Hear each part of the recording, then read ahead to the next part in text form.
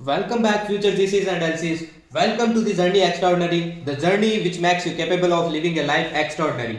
तो यार आज इंग्लिश की बहुत रिक्वेस्ट कर रहे थे आप सब, तो इंग्लिश का भी कर लिया। देखो मैंने इंग्लिश में आज ऐसा सेशन लेके आया हूँ कि उसमें मैंने सब कुछ कवर किया है, कुछ भी नहीं छोड़ा आपका। जितने भी 30 टाइप के 30 क्वेश्चन पूछे जाते हैं, जितने भी उसमें टाइप है, चाहे आपके वो इडियम्स हो, चाहे वो आपके एंटोनिम्स हो, सिनोनिम्स हो, सब वोकैब मैंने पूरा कवर किया जितना ज़्यादा प्रोबेबल है। और मैंने एरर वाले क्वेश्चन के कुछ इंपॉर्टेंट रूल्स भी कवर किए इसके अंदर। PQRS कैसे टैकल करना है, अलग अलग आपको तरीका बताऊंगा। PQRS कैसे टैकल करना है, आपका पैसेज कैसे टैकल करना है, क्लोज टेस्ट कैसे टैकल करना है, सब कुछ पता है। तो यार ये सबसे मोस्ट इंपॉर्टेंट क्लास है, सबसे ज़्यादा इंपॉर्टेंट क्लास है, ठीक है। तो इस क्लास को इग्नोर मत करना एंड प्लीज़ इसको 2-3 बार रिवाइज करके जाना। आई विल टेल यू, जब आप पेपर दोगे एफकेट का तो आपके चेहरे पे स्माइल आएगी, जब आपको ये क्लास याद आएगी कि अच्छा रहा मैंने ये क्लास अटेंड कर ली। देखो यार टाइम लगा इसमें, 2 दिन का टाइम लगा है। हर एक चीज़ मैंने कुछ PYQ से उठाए हैं, कुछ इंपॉर्टेंट स्टफ से उठाया है, कुछ मेरे नोट्स से उठाया है, सब मिला के बनाया है। तो बहुत इंपॉर्टेंट है, इस क्लास को ध्यान से देखना, ओके। और जिनकी पहले से प्रिपरेशन है उनकी और प्रैक्टिस हो जाएगी, रिविजन हो जाएगा। तो देखो सबसे जो पहली चीज़ है, अब सबसे जो पहला पार्ट है वो अपन करने वाले हैं स्पॉटिंग एरर्स। इसमें देखो मैं आपके कुछ PYQ और कुछ क्वेश्चंस है वो आपको करवा रहा हूँ पहले 10। उसके बाद मैं आपको इंपॉर्टेंट रूल्स बताऊंगा। ये क्वेश्चन करवाने का मेरा पीछे मोटिव क्या है कि कैसे इनको टैकल करना है, तरीका क्या है, क्योंकि कुछ को तरीका ही नहीं पता है। जब भी देखो यार स्पॉटिंग एरर के क्वेश्चन करो ना, तो सबसे पहले उसको कंप्लीट रीड करो। A glass of aged beer is an outstanding complement to smoked fish and chips. First reading में ही कभी कभी आपको पता चल जाएगा कि एरर क्या है, कभी कभी आपको फर्स्ट रीडिंग में पता चल जाएगा। मतलब जिनकी रीडिंग स्किल्स अच्छी है ना, देखते ही पता चल जाएगा भाई यहाँ से तो अजीब सा लग रहा है। जैसे a glass of aged beer is an outstanding complement to smoked fish and chips. अगर नहीं पता चल रहा तो सेकंड देखो तरीका क्या है, एक एक पार्ट को रीड करो और एक एक में देखो कोई एरर है। पहले ए पार्ट देखते हैं, a glass of aged beer, ठीक है कोई दिक्कत नहीं है। Is an outstanding complement, is an outstanding complement, इसमें भी कोई दिक्कत नहीं लग रहा है। To smoked fish and chips, to smoked, एक टू का रूल है यहाँ पे, देखो रीडिंग से नहीं पता चल रहा है पर टू का एक रूल है। क्या रूल है आपका कि टू के बाद में हमेशा क्या आता है, V1 आता है। सिर्फ कुछ एक्सेप्शंस को छोड़ के आपके हमेशा क्या आता है, V1 आता है। इस चीज़ को ध्यान रखना, क्लियर है। तो देखो इसमें क्या हो जाएगा, ये आपका इन्फिनेटिव का रूल है, तो हमेशा टू के बाद V1 फॉलो होगा तो क्या आएगा आपका, स्मोक आएगा। ओके पहला क्लियर है। अब ये कुछ इंपॉर्टेंट है एग्जाम पॉइंट ऑफ व्यू से। इनके बाद ना टू के बाद ये फॉलो होगा, पर ये कुछ है आपको याद रखना है, जैसे addicted to, accustomed to, used to, habituated to. इनके बाद ना हमेशा ING वाले ही यूज होंगे हमेशा, ये सिर्फ एक्सेप्शन है, इसका ध्यान रखना। जैसे मैं बोलूँ addicted to drinking, addicted to drinking, drink नहीं आएगा ड्रिंकिंग आएगा। क्लियर है सबको, ये इंपॉर्टेंट रूल है, ध्यान रखना, काफ़ी बार पूछते हैं एग्जाम में। सेकेंड देखो, अगेन वही मेथड फॉलो करना है। We discussed about the problem so thoroughly on the eve of examination that I found it very easy to work it out. First reading में नहीं पता चल रहा है, अगेन एक एक पार्ट रीड करो। We discussed about the problem so thoroughly on the eve of the examination that I found it very easy to work it out. First part में चलते हैं, we discussed about the problem. देखो और में तो अपने को रीडिंग किया तो सही सही लग रहा है, इसमें कुछ ना कुछ दिक्कत लग रहा है। देखो कभी कभी ना चीज़ें पकड़ने टफ हो जाती है, मैंने आपके टफ जो क्वेश्चन है वो इंक्लूड किए हैं। जैसे इसमें देखो, इसमें डिस्कस्ड के बाद में अबाउट आ रहा है, एक होता है आपका सुपर फ्लुअस बोलते हैं उसको। मतलब जैसे देखो डिस्कस्ड की बात करें, अगर मैं अबाउट को हटा देता हूँ, एक बार गायब कर दो, we discuss the problem so thoroughly, कोई दिक्कत है, अबाउट ऐड करने की जरूरत ही नहीं थी, ये एक्स्ट्रा मतलब मसाला लगाने के तरीके से जैसा है। तो कुछ होते हैं आपके सुपर फ्लुअस वर्ड, अबाउट इसके अंदर इंक्लूडेड ही है, तो अबाउट यूज करने की जरूरत नहीं, तो ए पार्ट में आपकी क्या हो जाएगा, एरर हो जाएगा। क्लियर है। नेक्स्ट देखो, जैसे ये देखो बहुत इंपॉर्टेंट है, the more you work hard the more better you get. First reading में नहीं पता चला, चलो सेकंड करते हैं। The more you work hard, कोई एरर लग रहा है इसमें, नहीं लग रहा है। The more better you get, इसमें देखो बेटर भी आया है और मोर भी आया है। बेटर अपने को पता है क्या है, अपनी कंपेरेटिव डिग्री है, यहाँ पे कंपेरिजन ही किया जाता है एक तरीके से, डबल कंपेरिजन। तो मोर लगाने की कोई जरूरत ही नहीं थी ना भाई, तो मोर आपका क्या हो जाएगा, गलत हो जाएगा। बेटर ऑलरेडी आपका कंपेरेटिव डिग्री है, मोर किसके लिए लगाते हैं, कंपेरेटिव के लिए लगाते हैं। जैसे नेक्स्ट देखो, he would succeeds in his efforts only if he tries hard. देखो पहले में पढ़ते ही पता चल रहा है, ये रीडिंग स्किल्स जिनकी अच्छी होगी ना उनको पढ़ते ही पता चल जाएगा। वुड यूज किया, दूसरा अगर ग्रामर की बात करें तो वुड यूज किया, आपका पास्ट में है तो एस यूज नहीं करना चाहिए था यहाँ पे। तो ए पार्ट में अगेन क्या हो जाएगा, आपके एरर हो जाएगा। जैसे नेक्स्ट देखो, I would rather buy a scooter और ए साइकिल। अब देखो यार आपके ना कुछ फिक्स्ड चीज़ें हैं, जैसे रेदर के साथ ना हमेशा देन फॉलो होता है। क्या फॉलो होता है? देन फॉलो होता है। ऐसी चीज़ें मैंने आपके रूल्स में आगे इंक्लूड किए हैं। बस ये 10 क्वेश्चन कर ले, फिर आपको सारे रूल्स कुछ इंपॉर्टेंट है वो पढ़ा दूंगा, क्योंकि देखो सारे तो कवर करना इम्पॉसिबल है और टाइम भी चाहिए। देखो यार हर एक चैप्टर को समझने के लिए ना इंग्लिश में टाइम चाहिए, एक दिन के अंदर आप नहीं कर सकते। तो कुछ इंपॉर्टेंट चीज़ें हैं जो बार बार रिपीट होते हैं, और आपके देख लेना पेपर में बहुत सी चीज़ें रिपीट कर जाएगी यहाँ से। तो देन के साथ हमेशा रेदर के साथ हमेशा देन फॉलो होता है, तो और फॉलो नहीं होगा, तो यहाँ पे क्या हो जाएगा? ये गलत हो जाएगा। और किसके साथ फॉलो होता है? ईदर के साथ होता है। और किसके साथ होता है? ईदर के साथ होता है। जैसे नेक्स्ट देखो, जैसे 6 देखो, e commerce automotive service market place for the automotive service industry has set the industry benchmarking with the launch of a new iOS mobile app. The industry benchmarking, ये क्या होता है भाई? बेंचमार्क होगा ना, मार्किंग क्यों होगा? नाउन है तो नाउन की तरह यूज़ करते हैं ना, आईएनजी थोड़ी आएगा। ठीक, नेक्स्ट देखो, जैसे India has taking care of, यहीं पे पता चल गया भाई। हैज़ के साथ क्या यूज़ होता है? टेंस तो पढ़े होंगे।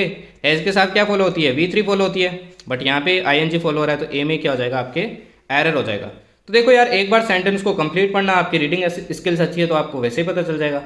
दूसरा, आपको पार्ट वाइज पार्ट रीड करना है, उसमें कोई एरर मिल जाए। तीसरा, आपको फिर ग्रामर रूल भी पता होना चाहिए, तभी आप सोल्व कर सकते हो। तो ये 3 तरीके हैं। जैसे नेक्स्ट देखो, medical technology is a constant सही नहीं रहता क्या? है ना? देखो रीडिंग जिसकी अच्छी है ना उसको देखते ही पता चल जाएगा।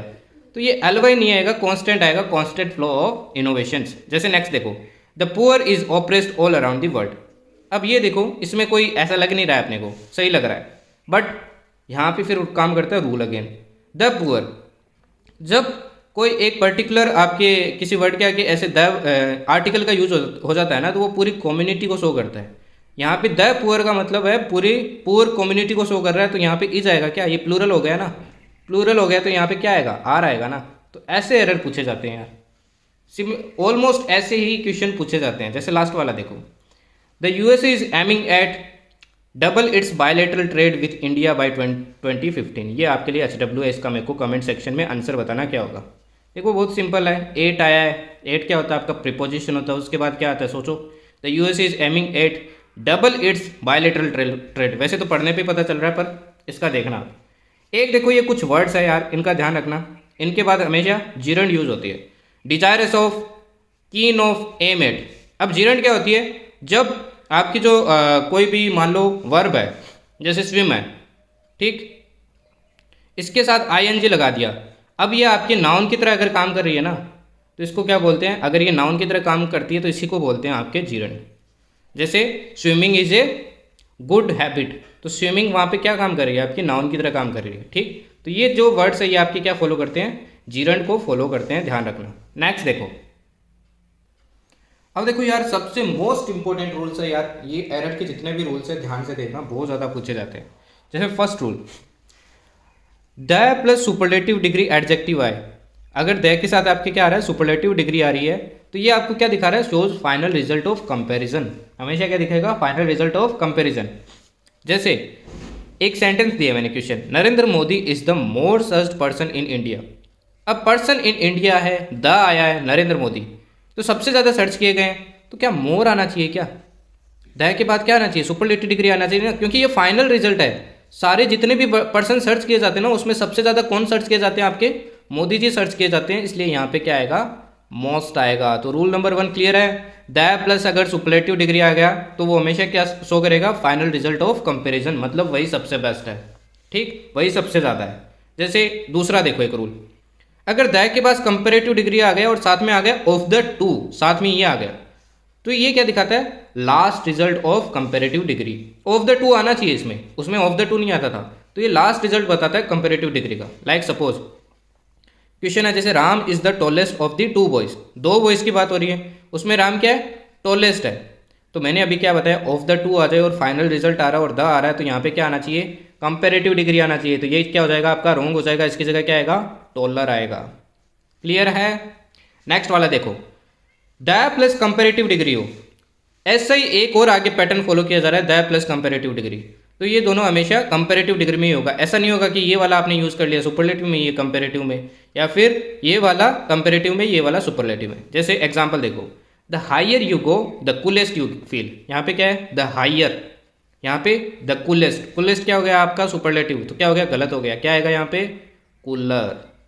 क्लियर है यार, ये क्वेश्चन तो काफ़ी बार पूछा गया है एफकेट में, तो ये रूल्स ध्यान रखना बहुत ज़्यादा इंपॉर्टेंट है। ओके, जैसे नेक्स्ट वाला देखो, अगर प्रॉपर नाउन है कोई भी प्रॉपर नाउन है, उसके आगे अगर आपने द आर्टिकल लगा दिया ना, तो वो क्या बन जाएगी, अब कॉमन नाउन बन जाएगी। Like Rituraj is the M S Dhoni of CSK। अब एम एस धोनी क्या है आपका प्रॉपर नाउन है, इसके आगे जैसे ही मैंने द लगाया तो ये क्या बन गया आपका कॉमन नाउन बन गया। अपन कॉमन की तरह यूज कर रहे हैं इसको। देखो Rituraj is the MS Dhoni, real में थोड़ी है, बट अपन ऐसे कॉमन एग्जाम्पल सेट कर रहे हैं, ऐसे बता रहे हैं अपने CSK के MS धोनी की तरह है ऋतुराज, तो Rituraj is the MS Dhoni of CSK। इस चीज़ का ध्यान रखना, अगर द नहीं आता यहाँ पे तो ये क्या हो जाता, गलत हो जाता। क्लियर है। नेक्स्ट देखो, अब जैसे देखो, अब कुछ इनमें कंफ्यूजन रहता है हमेशा कैंडिडेट्स को कि few, a few, the few, little, a little, the little, इनमें फ़र्क क्या है। अब देखो यार, आज के बाद आपको कभी कंफ्यूजन नहीं होगा इसमें। जो फ्यू और लिटिल होता है ना, ये हमेशा क्या होता है, नेगेटिव होता है। नेगेटिव कैसे, जैसे मैंने बोला there are few students in class. अब इसका मीनिंग क्या हो गया कि स्टूडेंट्स क्लास में है ही नहीं। फ्यू का मतलब है ही नहीं, जीरो है। क्या है, जीरो है। ये बस बोलने का तरीका है। There are few students in class मतलब है ही नहीं, जीरो स्टूडेंट्स है। फ्यू और लिटिल का मतलब क्लियर हुआ। अब देखो, ए फ्यू और ए लिटिल का मतलब होता है पॉजिटिव, इसलिए ये नेगेटिव हो गया कि इसका मतलब होता है ही नहीं। अब ए फ्यू देखो, अगर मैं यही यूज कर देता, there are a few students in class, इसका मतलब क्या हो गया कि मतलब स्टूडेंट्स है, कम है पर स्टूडेंट्स क्लास में है। इसका क्या मतलब हो गया, स्टूडेंट्स है पर वो क्या है, कम है। समझ में है दोनों में फ़र्क क्या है। अब देखो द फ्यू क्या होता है। अगर मैं बोलता कॉल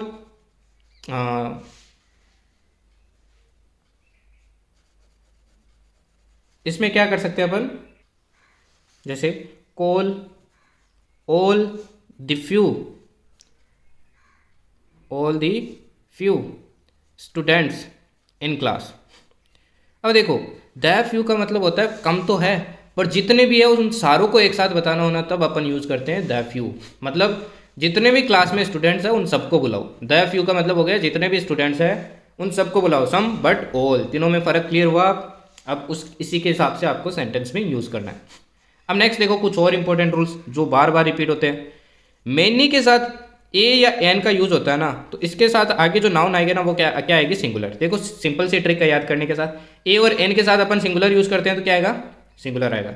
अगर मेनी के साथ डायरेक्ट नाउन आ गए तो अपन क्या यूज करेंगे, प्लूरल नाउन यूज करेंगे। कभी कभी सेंटेंस में एक वर्ड यूज होता है द वेरी। द वेरी का मतलब होता है द सेम। क्लियर है। कुछ और देखो रूल्स। ये वर्ड्स है जैसे सीजर्स, टोंग्स, स्पेक्टेकल्स एटसेट्रा, ये हमेशा प्लूरल माने जाते हैं। हमेशा क्या माने जाते हैं, प्लूरल माने जाते हैं। बट अगेन इनको ऐसे यूज कर लिया जाए ना, जैसे अ पेयर ऑफ सीजर्स, तो ये क्या ट्रीट किए जाएंगे, अब सिंगुलर ट्रीट किए जाएंगे, क्योंकि ए आ गया ना, अपेयर की बात हो रही है, अपेयर की बात हो रही है, तो ये सिंगुलर ट्रीट किया जाएगा।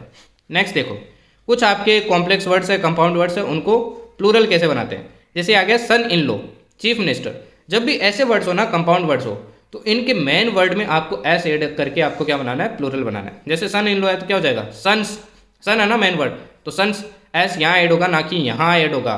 यहाँ ऐड करे हो तो गलत है, ये भी आपके एरर में क्वेश्चन आते हैं। चीफ मिनिस्टर हो गया, मेन वर्ड कौन सा है, मिनिस्टर है ना, तो मिनिस्टर्स में ऐड होगा, मिनिस्टर्स हो जाएगा ये। क्लियर है। एक वर्ड होता है स्पूनफुल, इसमें देखो कोई स्पेस नहीं है, तो इसमें हमेशा पीछे ऐड होगा स्पूनफुल्स। क्लियर। कभी कभी वर्ड ऐसे आते हैं जिनमें अपने को दोनों को चेंज करना पड़ता है, जैसे मैन, सर्वेंट, दोनों ही मैन वर्ड है, तो दोनों को अपन को प्लूरल करना पड़ेगा। मैन का हो जाएगा मैन और सर्वेंट का हो जाएगा सर्वेंट्स। क्लियर है। अब कुछ और वर्ड्स है जो आपको ध्यान रखने हैं। न्यूज़, इनिंग्स, मीन्स, ये सारे हमेशा प्लूरल ट्रीट किए जाते हैं ऐसे वर्ड्स। क्लियर है। अब देखो पॉजिटिव कैसे बनाएंगे, पॉजिटिव कैसे बनाएगा किसी का, तो देखो जैसे बॉय है, अब बॉय क्या आपका सिंगुलर है, सिंगुलर का पॉजिटिव कैसे बनेगा, एस लगाना और ऊपर लगाना है अपोस्ट्रोफ है। अगर प्लूरल हो बॉयज, तब कैसे बनाएंगे अपन, इस बॉयज के बाद में अपन अपोस्ट्रोफे लगाएंगे, कोई एस नहीं लगाएंगे इसके बाद। ठीक। अगर कोई वर्ड में हिसिंग साउंड आ रहा है, हिसिंग कंसाइंस हो गया जैसे, तो इसमें कंसाइज ये सारा है ना, तो इसमें हमेशा लास्ट में क्या लगाएंगे, एपोस्ट्रोफी लगाएंगे। अगर वर्ड प्लूरल हो इस फॉर्म में, इस तरीके से प्लूरल हो, ऐसे नहीं एस वाला नहीं हो, ऐसा हो, तो इसमें भी अपन एस लगाएंगे। ये सारे इंपॉर्टेंट रूल्स है भाई, पूछते हैं आपके एरर वाले में। ओके, नेक्स्ट देखो, apostrophe is used with living beings and personified objects. ये सिर्फ लिविंग बीइंग्स और पर्सनिफाइड ऑब्जेक्ट्स के साथ ही यूज होते हैं, जैसे the governors, bodyguards, fortunes favourite. But non living हो, जैसे टेबल्स लेग अगर कहीं लिखा ना, ये गलत है, इसको क्या लिखा जाएगा, लेग ऑफ टेबल लिखा जाएगा। तो ध्यान रखना, नॉन लिविंग के साथ नहीं यूज किया जाता है। क्लियर है? नेक्स्ट देखो रूल नंबर 14। अगेन देखो, हु, विच और दैट के बीच में काफ़ी कन्फ्यूजन होता है, तो मैं फ़र्क दिखा देता हूँ क्या होता है। हु होता है ना, वो हमेशा आपके पीपल और कभी कभी पैट एनिमल्स के लिए यूज़ किया जाता है, जबकि विच आपके एनिमल्स और थिंग्स के लिए यूज़ किया जाता है, ये पीपल के लिए कभी यूज़ नहीं किया जाता है। जबकि दैट आपका पीपल के लिए भी यूज़ किया जाता है, एनिमल्स के लिए भी यूज़ किया जाता है, थिंग्स के लिए भी यूज़ किया जाता है। इसके पहले कभी भी प्रीपोजिशन यूज़ नहीं होगी, ये ध्यान रखना, मोस्ट इंपॉर्टेंट थिंग है। दैट के पहले कभी प्रीपोजिशन यूज़ नहीं होगी, ठीक। जैसे देखो next rule, when A personal pronoun is used in A comparison choose equivalent case. अगर ना कभी कंपैरिजन हो रहा है, जैसे ये एग्जांपल देता हूँ, I am as strong as he या हिम, क्या आएगा, जैसे आई है, आई का कंपैरिजन यहाँ पे ही या हिम के साथ हो रहा है, तो यहाँ पे जो केस यहाँ पे होगा ना, वही केस आपका यहाँ पे आएगा। जैसे आई है तो यहाँ पे क्या आएगा, ही आएगा या हिम आएगा, ही आएगा। क्लियर है? ठीक। नेक्स्ट रूल देखो, each, either, neither, one, no one, nobody, nothing, anyone, someone, ऐसे वर्ड्स होते हैं ना, हमेशा क्या लेते हैं, सिंगुलर प्रोनाउन रेफरेंस लेते हैं। हेल्पिंग वर्ब, वर्ब सब क्या होती है, सिंगुलर होती है। जैसे एक एग्जांपल देता हूँ आपको, each of the employ do does a substantial amount of work. अब देखो यार, इसमें चीज़ क्या है, एम्प्लॉय है, ठीक, ईच ऑफ द एम्प्लॉय, हर एक एम्प्लॉय की बात करें ईच की, तो ईच है तो एक हो गया ना, एक होगा तो अपनी वर्ब क्या आएगी, सिंगुलर आएगी ना, तो डू आएगा या डज आएगा, ऑब्वियस ही बात है, डज आएगा। ई एस वाले होते हैं अपने, ध्यान रखना, सिंगुलर, ठीक है, कुछ बोलेंगे डू होता है, डू नहीं होता है, ठीक, तो इस चीज़ का ध्यान रखना। नेक्स्ट, आपके प्रोनाउन के जो केसेस होंगे, पॉसेसिव केस, वो भी आपके इसी के अकॉर्डिंग फॉलो होंगे। सिमिलरली इधर का मतलब क्या होता है, दोनों में से एक, नीदर का मतलब क्या होता है, दोनों में से एक, वन तो वन ही होता है, नो वन, कोई भी एक नहीं, ईच, नथिंग, एनी वन, कोई भी एक, तो देखो वन का ही मीनिंग निकल रहा है, इसलिए अपन सिंगुलर यूज करते हैं। अब मतलब समझ में आया क्यों यूज करते हैं सिंगुलर। जैसे नेक्स्ट देखो, जैसे नेक्स्ट रूल देखो, ईदर और नीदर नोर, बहुत बार रूल पूछा जाता है ये। ईदर और नीदर नोर में ना हमेशा जो आपकी प्रोनाउन केस होगा प्लस जो वर्ब होगी वो किसके अकॉर्डिंग आएगी, जिसके पास ये ज़्यादा क्लोजर होगा। जैसे मैं एग्जांपल से समझाता हूँ, जैसे neither the players not the coach have done his job. अब यहाँ पे हैव और डन आया है, ये सब्जेक्ट वर्ब एग्रीमेंट पे बेस्ड है। तो देखो नीदर द प्लेयर्स भी आया है, नॉट द कोच आया है, अब किसके अकॉर्डिंग आएगा, तो ये स्पेशल रूल है, ध्यान रखना। ये नोर के बाद में जो चीज़ आएगी ना, जिसके ज़्यादा क्लोज होंगे, ये किसके ज़्यादा क्लोज है, प्लेयर्स के ज़्यादा क्लोज है या तो कोच के ज़्यादा क्लोज है, द कोच के ज़्यादा क्लोज है, तो इसके अकॉर्डिंग ही आएंगे। ये रूल ध्यान रखना, बहुत इंपॉर्टेंट है, और ऐसे इधर और में फॉलो होता है। द कोच क्या आपका सिंगुलर है, तो यहाँ पे क्या आएगा, है जाएगा। अगर यहाँ पे देर होता तो क्या आता आपका, हिज ही आता, ये आपका सही है, क्योंकि कोच है तो सिंगुलर है, तो सिंगुलर ही आएगा। अगर यहीं द प्लेयर्स यहाँ आ जाते तो आपका हैव यूज होता और यहाँ पे क्या आता, दियर आता। क्लियर है? नेक्स्ट देखो, order of person. Order of person पे भी पूछ लेते हैं, first person, second person, third person होते हैं। अगर सेंटेंस आपका पॉजिटिव है तो जो आपका ऑर्डर होगा ना वो होगा 2 3 1, पहले सेकंड पर्सन, फिर थर्ड पर्सन, फिर फर्स्ट पर्सन। सपोज यार चॉकलेट्स है, अब ऐसा ऑर्डर क्यों फॉलो करते हैं, आपके पास काफ़ी सारे चॉकलेट्स है, तो आप क्या कहते हैं, सबसे पहले किसको देते हैं, सामने वाले को देते हैं ना कि भैया आप खाइए, फिर तीसरे आदमी को देते हैं भैया आप भी खाइए, है ना। यही तो होती है भाई फौजी की खासियत। फौजी क्या करता है, सबसे पहले सामने वाले को देता है, फिर और कोई होता है तो उसको भी देता है, फिर खुद खाता है। तो इसलिए पॉजिटिव में हमेशा ये ऑर्डर फॉलो होता है, you, he and I have scored good marks. Scored good marks क्या है, पॉजिटिव है। वहीं अगर नेगेटिव हो तो क्या फॉलो होगा, 1 2 3।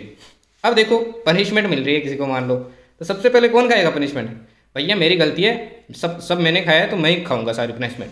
फिर आपका जो क्लोज फ्रेंड होगा उसको भी आप नाम लगाओगे कि भैया तुम भी हो, तुम भी आ जाओ। फिर कोई तीसरा भी होगा, उसकी भी आप उसकी तरफ भी अंगुली कर दोगे, बोलोगे कि आप भी भाई पनिशमेंट लो। तो इसलिए ये डिवाइड एकदम उल्टा हो जाता है, पहले आप, फिर आपका दोस्त, फिर कोई तीसरा। I, you and he are guilty and will be punished. Okay, next देखो रूल। अब जैसे नेक्स्ट है, अगर कोई 2 पर्सन की बात हो रही है ना, 2 लोगों की, तब तो हमेशा यूज करते हैं ईच अदर।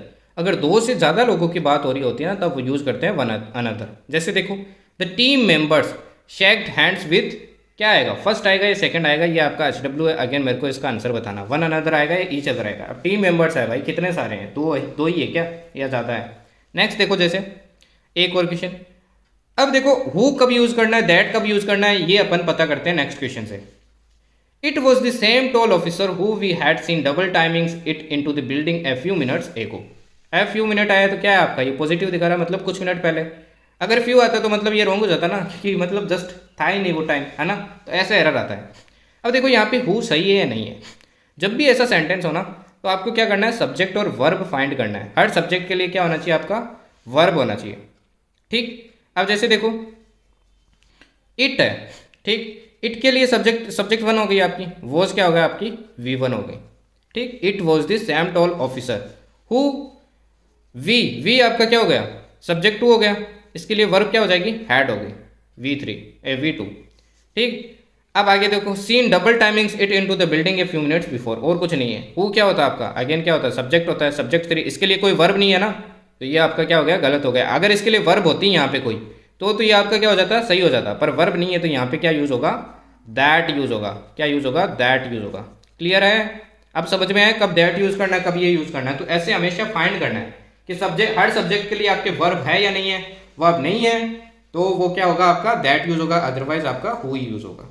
क्लियर। अब देखो जीरेंड, इन्फिनेटिव और पार्टिसिपल के बारे में थोड़ा सा बता देता हूँ। जीरेंड क्या होता है, जीरेंड होता है जब आपकी कोई वर्ब के साथ ING फॉर्म यूज हो जाए और वो नाउन की तरह एक्ट करे। जैसे मैं सेंटेंस देता हूँ, swimming is a good exercise. यहाँ पे स्विमिंग क्या बन रही है आपकी, होती तो वैसे वर्ब है ना, पर यहाँ पे swimming is a good exercise, मतलब तैरना इज ए गुड एक्सरसाइज। ये आपको क्या दिखा रहा है, ये आपको नाउन बता रहा है ये चीज़। जब ये नाउन की तरह एक्ट करे तो इसको कहते हैं जीरेंड। इन्फिनेटिव बताया था मैंने, 2 + V1 का फॉर्मूला फॉलो होता है इसमें। He wants to play rugby. Participle क्या होता है, जब वर्ब के साथ ING लग जाए और वो एडजेक्टिव की तरह काम करे। यहाँ पे तो किसकी तरह काम कर रहा था, नाउन की तरह। जब वही एडजेक्टिव की तरह काम करे तो आपकी क्या होती है, पार्टिसिपल होते हैं। जैसे leave was the playing reserve, कैसा रिजर्व था, प्लेइंग रिजर्व था। क्लियर है। नेक्स्ट देखो, अब नेक्स्ट रूल देखो, अगर कोई दो एंटिटी है X एंड Y, ठीक, कोई दो एंटिटी है और वो सेम ही है, सेम ही चीज़ के लिए, एक ही चीज़ के लिए, तो हमेशा वर्ब क्या फॉलो होगी, सिंगुलर होगी। जैसे मैं बोलता हूँ this black and white tie is mine.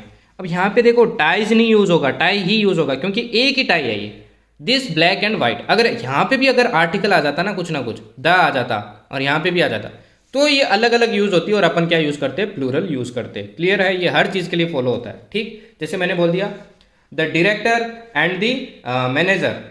अब दोनों में मैंने दी यूज किया तो आपका क्या आएगा, प्लूरल आएगा। वहीं अगर मैं सेकंड में दी यूज नहीं करूँ तो अगेन वो क्या आएगा, आपका सिंगुलर आएगा। क्लियर है। अब कुछ वर्ड्स है, जैसे इधर और नीदर नोर था, उसमें क्लोज वाले के साथ आ रहा था ना आपका वर्ब, बट ये कुछ वर्ड्स है, इनमें जो आपका वर्ब आएगा ना वो फर्स्ट वाले के अकॉर्डिंग आएगा, along with, as well as, in addition to, besides, no less than. ठीक, जैसे मैं बोलूँ Rohan as well as his friends are playing.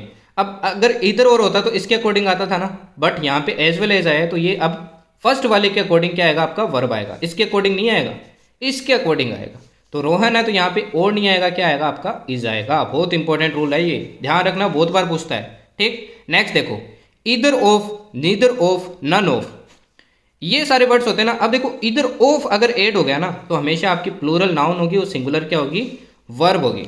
अब देखो ऐसा क्यों होता है, जैसे मैंने बोला neither of these two girls, इसका मीनिंग क्या है, इन दोनों में से एक भी नहीं, इन दोनों में से एक भी लड़की नहीं, आर क्लेवर, एक की बात हो रही है ना, तो यहाँ पे आर आएगा क्या, नहीं आएगा ना, क्या आएगा, इज आएगा। तो हमेशा ध्यान रखना सिंगुलर वर्ब फॉलो होगी, पर आपकी नाउन क्या होगी, प्लूरल होगी, क्योंकि 2 गर्ल्स है ना, 2 है तो यहाँ पे प्लूरल आएगा, ऑब्वियस सी बात है। क्लियर है। नेक्स्ट देखो, अब नेक्स्ट देखो, जैसे मोर देन वन, अगर मोर देन वन लिखा है, मोर देन वन की बात हो रही है तो आपकी क्या आएगी, सिंगुलर काउंटेबल नाउन और सिंगुलर वर्ब आएगी।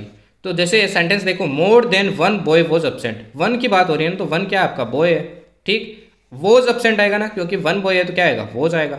अगर यहीं पे मैं यूज कर लेता हूँ मोर देन 2, मोर देन 4, तो आपका क्या हो जाता, प्लूरल हो जाता ना, एक से ज़्यादा हो गए ना, तो प्लूरल नाउन प्लूरल वर्ब आपकी फॉलो होगी। ठीक, ऐसे देखो कुछ और है, a large number of, obvious सी बात है यार, प्लूरल है। A number of, a great number of, many, a great many, a good many, ये प्लूरल सब्जेक्ट और प्लूरल वर्ब आपके फॉलो करते हैं।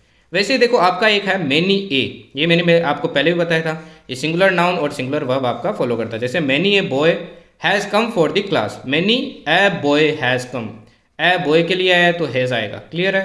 नेक्स्ट देखो, अगर दी लगा दिया जाए किसी एडजेक्टिव के आगे तो वो प्लूरल वर्ब की तरह फॉलो करेगा। ये अपने ने एरर में भी किया था। जैसे रिच के पहले दी आ गया तो ये प्लूरल हो जाएगा, पुअर के आगे दी आ गया तो ये आपका क्या हो जाएगा, प्लूरल हो जाएगा, क्योंकि ये पूरी कम्युनिटी को शो कर रहा है। ठीक। नेक्स्ट रूल बहुत इंपॉर्टेंट है। देखो ये रूल आपका सबसे मोस्ट इंपॉर्टेंट, अगर कोई सेंटेंस स्टार्ट हो रहा है स्कार्सली और हार्डली से तो ये हमेशा किससे फॉलो किया जाएगा, वेन से फॉलो किया जाएगा। वहीं अगर ये नो सूनर से स्टार्ट किया जा रहा है तो किससे फॉलो किया जाएगा, आपका दैन से फॉलो किया जाएगा। भाई बहुत कंफ्यूज करता है और बहुत बार पूछता है क्वेश्चन। और दूसरा, जब भी ये इन वर्ड से स्टार्ट किया जाता है ना तो आपका इन्वर्जन फॉलो होता है। जैसे हार्डली है, आई हेड यूज कर सकते थे अपन, यहाँ पे क्या कर सकते थे, आई हेड, जो आपका क्या हो जाता, गलत हो जाता। इसकी जगह क्या फॉलो होगा, इन्वर्जन फॉलो होगा। इन्वर्जन मतलब आपकी वर्ब पहले यूज होगी और आपकी नाउन या प्रोनाउन बाद में यूज होगी। ध्यान रखना इन वर्ड्स के बाद में, बहुत इंपॉर्टेंट है। हार्डली हैड आई स्लेप्ट, क्या देन आएगा यहाँ पे, नहीं आएगा ना, मैंने अभी बताया वैन से फॉलो होगा तो क्या आ जाएगा यहाँ पे, वैन आ जाएगा। क्लियर है। अब कुछ वर्ड्स है, फिक्स वर्ड्स है जो आपके फॉलो किए जाते हैं। जैसे मैंने एरर में बताया था रेदर वाला, वैसे दो के साथ येट फॉलो होता है, ऑल दो के साथ अगेन येट फॉलो होता है। जैसे दो he worked hard yet he felt, but कभी कभी बिना येट के भी अपन लिख सकते हैं, दो ही वर्कड हार्ड कोमा लगा के ही फेल्ट। कोमा अगर यूज करे तो भी आपका जरूरत नहीं है। नॉट ओनली के साथ हमेशा क्या फॉलो होता है, बट ऑल्सो होता है। अगेन नॉट ओनली आके अगर आपका स्टार्ट में यूज हो रहा है तो क्या फॉलो होगा, इन्वर्जन फॉलो होगा। क्लियर। नेक्स्ट देखो, अब इन्वर्जन वाले ध्यान रखना भैया, नॉट ओनली सब में फॉलो होता है। तो ये एक आपका अगेन एक HW है, मेरे को इसका आंसर बताना है, इसमें क्या एरर है। एरर है तो क्या करेक्शन होगा, अभी मैंने पढ़ा है, अगर नहीं समझ में आया तो एक बार वापस क्लास रिवाइंड करना, आपको एरर दिख जाएगा। ठीक। एक देखो लास्ट जो वर्ड होता है ना बहुत यूज किया जाता है आपका, ये क्या होता है, नेगेटिव होता है। इसके साथ कभी भी नॉट यूज नहीं होगा क्योंकि ये ऑलरेडी क्या आपका नेगेटिव है। इसके साथ हमेशा शुड फॉलो होगा। जैसे work hard लेस्ट you should fail. Clear है। अब कुछ और वर्ड्स हैं, बोथ, बोथ के साथ कभी भी एज वेल एज फॉलो नहीं होता है, कुछ सेंटेंस में किया जाता है और आपको एरर नहीं पता चलता है। एंड फॉलो होता है, हमेशा ध्यान रखना। वैसे ही अनलेस और अनटिल में फर्क देख लो क्या है। अनलेस ना आपकी कंडीशन के लिए यूज किया जाता है। मान लो मैंने कोई कंडीशन रख दी कि अगर वो नहीं आएगा तो मैं खाना नहीं खाऊंगा, ये आपकी क्या होगी, कंडीशन होगी। और कभी कभी टाइम के लिए रखा जाता है, वो आपका क्या होता है, अनटिल होता है। जब तक वो नहीं आता है तब तक मैं नहीं जाऊंगा, ये आपका क्या हो गया, टाइम हो गया। क्लियर है। एक चीज ध्यान रखना और आगे, सो दैट हो गए, इफ नॉट हो गए, इनके ये जितने भी वर्ड्स है ना, इनके साथ ये ऑलरेडी नेगेटिव होते हैं आपके, इनके साथ कभी भी नॉट यूज नहीं किया जाता और सेंटेंस में नॉट यूज करके दिया जाता है। जैसे wait here until I come, अब कभी कभी लिख दिया जाएगा wait here until I do not come, तो डू नॉट यूज करने की जरूरत नहीं है क्योंकि ऑलरेडी इनमें नॉट है, तो अगेन वो सुपरफ्लुअस हो जाएगा और रॉन्ग हो जाएगा आपका सेंटेंस। क्या हो जाएगा, wait here until I come. Clear है। वेदर किससे फॉलो होता है, और से फॉलो होता है और नॉट से भी फॉलो होता है, दोनों में से कुछ भी हो सकता है। अबाउट, अबाउट का मीनिंग क्या होता है, नियरनेस ऑफ सम काइंड, किसी की नियरनेस बताते हैं ना, कब तक होने वाला है, उसके लिए अपन अबाउट यूज करते हैं। नेक्स्ट देखो, ये आपकी इंपॉर्टेंट प्रीपोजिशंस है, इनका ध्यान रखना। नेक्स्ट अबव क्या होता है, अबव का मतलब होता है इन ए हायर पोजीशन, किसी चीज के रेस्पेक्ट में कोई चीज उसके ऊपर होना, उस जगह अपन यूज करते हैं अबव। जैसे a sword was hanging above his head, किसी का हेड है उसके ऊपर कोई स्वॉर्ड है वो हैंग कर रही है, तो ये इसके रेस्पेक्ट में इसके ऊपर है, तब अपन अबव यूज करते हैं। क्लियर है।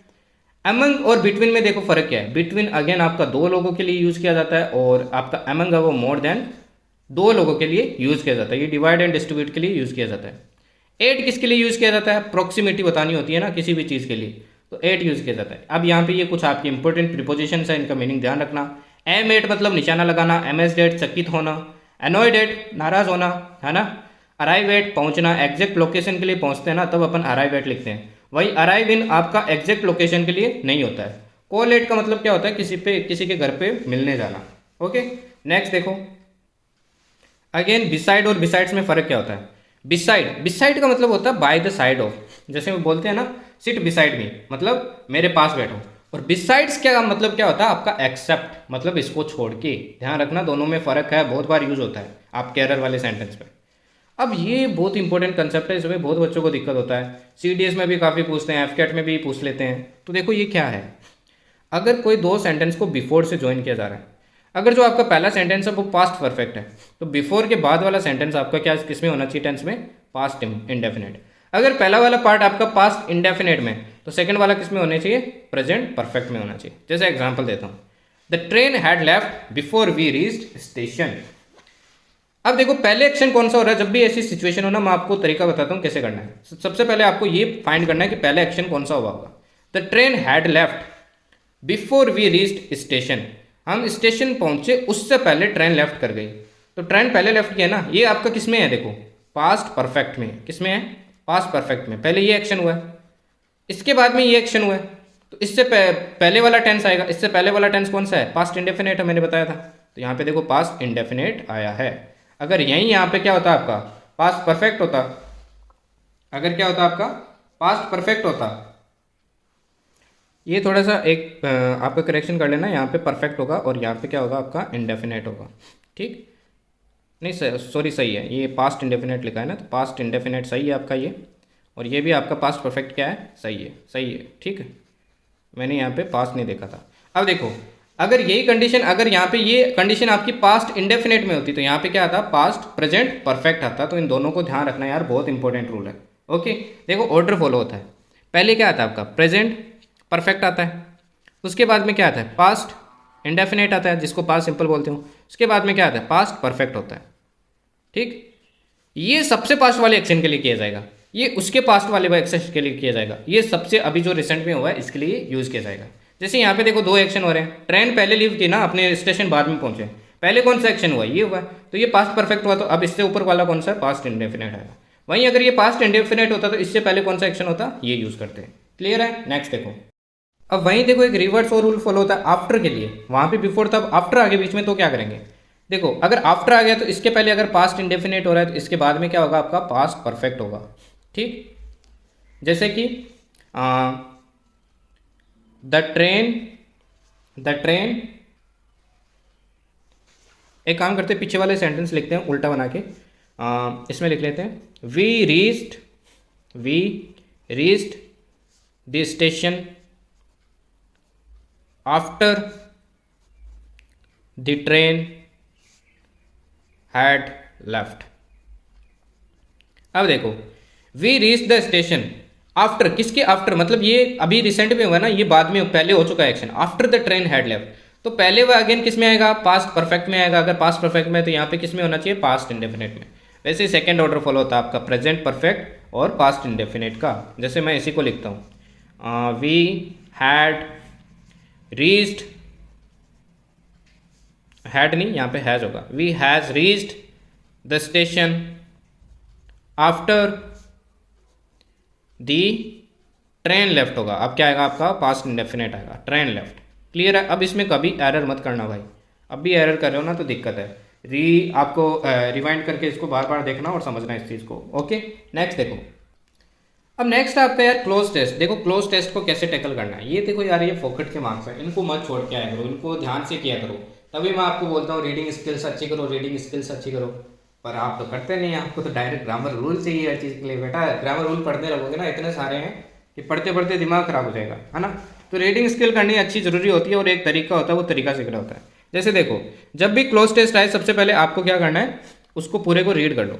जैसे birders have been flocking to Texas over the last few months to lay eyes the country's first ever recorded bat falcon, a bird that can normally only be dash in Mexico and Central and South America। तो इससे क्या पता चला है कि बर्डर्स है वो Texas में मिल रहे हैं कहीं कुछ महीनों से। ठीक है, किस चीज़ के लिए, बैट फाल्कन है, कोई बैट है उसके लिए, उसके बारे में बातचीत करने के लिए। ठीक, जो कि a bat that can normally only be dash in Mexico and, मतलब मिल सकती है यहीं पे, ऐसा सही कुछ निकल रहा है मतलब। तो रीडिंग स्किल बहुत इंपॉर्टेंट है ना। It's got everything going for it, it's rare, it's spectacular and it's a bird of prey. Jeffrey Gordon, उन्होंने ऐसा कहा। Former president of the bird binding association who travel to see the bird tells border reports Sandra Sanch, it's showing up in a great location, it's the perfect storm in the birding world. The bat falcon is a small carnivorous bird, it has a white throat and a rust colored belly burr E-bird। मतलब कुल मिला के एक bird के ऊपर ही बातचीत की जा रही। अब बाद में नेक्स्ट टाइम जब भी अटेम्प्ट करो इसको एक एक लाइन रीड करके करो। Birds have been flocking to Texas over the last few months to lay eyes dash the country's first ever recorded bat falcon।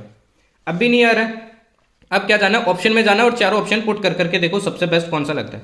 Option देख लो क्या क्या है, in, on, into, onto, चारों try करते हैं। In try करते हैं। Have been flocking to Texas over the last few months to lay eyes in the countries first, in नहीं आएगा ना, देखो रीड करने भी पता चल रहा है। सेकेंड ऑन करके देखते हैं। Birds have been flocking to Texas over the last few months to lay eyes on आएगा, eyes on होगा ना, दैट फैल्कन के ऊपर आइज रख रहे हैं तो ऑन आएगा ना यार, है ना, किसी के ऊपर रख रहे हैं तो क्या आएगा, ऑन आएगा, right. A bird that can normally only be dash in Mexico and Central and South America, मतलब फाउंड जैसा ही कुछ आएगा, देखते हैं क्या क्या है। बिल्ट है, बिल्ट आ सकता है, नहीं आएगा, एलिमिनेट करो। सीन देखते हैं और कुछ है क्या, कीप आ सकता है, नहीं आ सकता। सपोर्ट भी नहीं आ सकता भाई, तो एलिमिनेट करके किया करो ऐसे क्वेश्चंस को।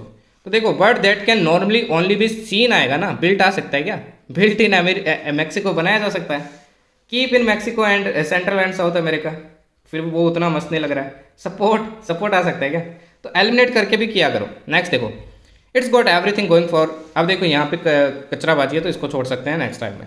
नेक्स्ट डायरेक्ट अपने वर्ड पे चलो। The bat falcon is a small carnivorous bird, days a white throat. अब देखो पहले क्या बोला है, the bat falcon is a small carnivorous bird, days a white throat, and आया बाद में, है ना, एंड आया है, ए रस्ट कलर्ड बेली पर ई बर्ड, मतलब यहाँ पे एंड तो नहीं आएगा क्योंकि आगे एंड यूज हो चुका है। ऑप्शन में देखो क्या क्या है, with of from and. The bat falcon is a small carnivorous bird with a white आ सकता है ना, ऑफ तो आएगा नहीं, देखो carnivorous bird of a white throat, of तो आएगा नहीं, ओ डबल एफ, है ना, फ्रॉम आ सकता है क्या, carnivorous bird from A white throat नहीं आ सकता। तो देखो यार रीडिंग जिनकी अच्छी होगी, एलिमिनेशन से करोगे ना तो कर लोगे। तो यहाँ पे क्या आएगा, विथ आएगा। एंड भी आ सकता था पर एंड यहाँ पे यूज हो चुका है, तो पहले एंड क्यों यूज होगा, क्लियर। तो ऐसे करना है। नेक्स्ट देखो, they eat bats, birds, small rodents and large insects, usually hunting at dusk और dawn. The species is not particularly found in its home territory. अब यहाँ वाले यार मैंने लिखा नहीं है, क्या होगा, मैंने ऑप्शन लिखना भूल गया, तो इसको छोड़ देना, ठीक, इसको छोड़ देना। नेक्स्ट देखो, अब जैसे ये सेकंड पैसेज है, अब ये मेरे सोल्व करने से पहले एक बार आप सोल्व करना पॉज करके। The Asian Development Bank has days India's economic growth forecast for the current financial year to 10% from 11%। 10% कर दिया फ्रॉम 11%, मतलब कम किया। That had previously projected in the month of April, जो पहले कितनी थी, 11% प्रोजेक्ट की थी, अब 10% कर दिया। दिस डाउनग्रेड किया ना, was done taking days account the adverse impact of the second wave of the corona virus pandemic. Corona virus pandemic को देखते हुए ये स्टेप उन्होंने डिसाइड किया था। In the last quarter of the physical year which dash in March 2021 India GDP growth recover to 1.6%। Okay, अब देखो पुराने की बात हो रही है ना, तो देखते हैं क्या क्या है। अब देखो पहले में कम हुआ है तो क्या आ सकता है, अपलिफ्ट नहीं होगा, अपलिफ्ट थोड़ी हुआ है, कम हुआ है ना। प्रोजेक्टेड नहीं होगा, डाउनग्रेड हो सकता है, देखो डाउनग्रेड आगे वर्ड ही यूज़ कर दिया, ये रियल आपका PYQ है। अपग्रेड नहीं हो सकता, तो एलिमिनेशन से भी कर सकते थे और मीनिंग से भी कर सकते थे यार, डाउनग्रेड मतलब कम होना, है ना, तो पहले का क्या हो जाएगा, डाउनग्रेड। सेकंड देखो, this downgrade was done taking days account the adverse impact of the second wave of the corona virus pandemic. Across आ सकता है यहाँ पे, the downgrade was done taking across account. Across मतलब क्या होता है, एक जगह से, जैसे रिवर होती है, रिवर को अपन एक कोने से दूसरे जो आपके बैंक होती है उसके बीच में जो गैप होता है, मतलब एक से दूसरी जगह जाते हैं, उसको कहते हैं अक्रॉस। ओवर मतलब किसी के ऊपर पूरा छा जाना, वो होता है आपका ओवर भी नहीं हो सकता है। On, this downgrade was done taking on account नहीं होगा।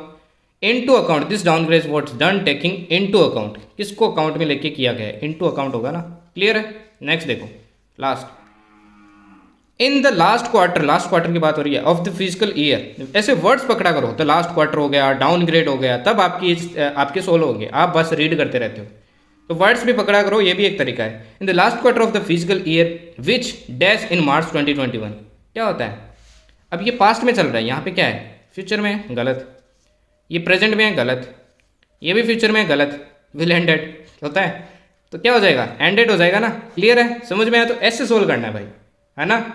नेक्स्ट देखो, अब आपकी बात कर लेते हैं यार नरेशन की। कभी कभी एक नरेशन का और एक एक्टिव पैसिव का क्वेश्चन पूछ लेते हैं, तो वो भी मैं आपको कवर करवा रहा हूँ।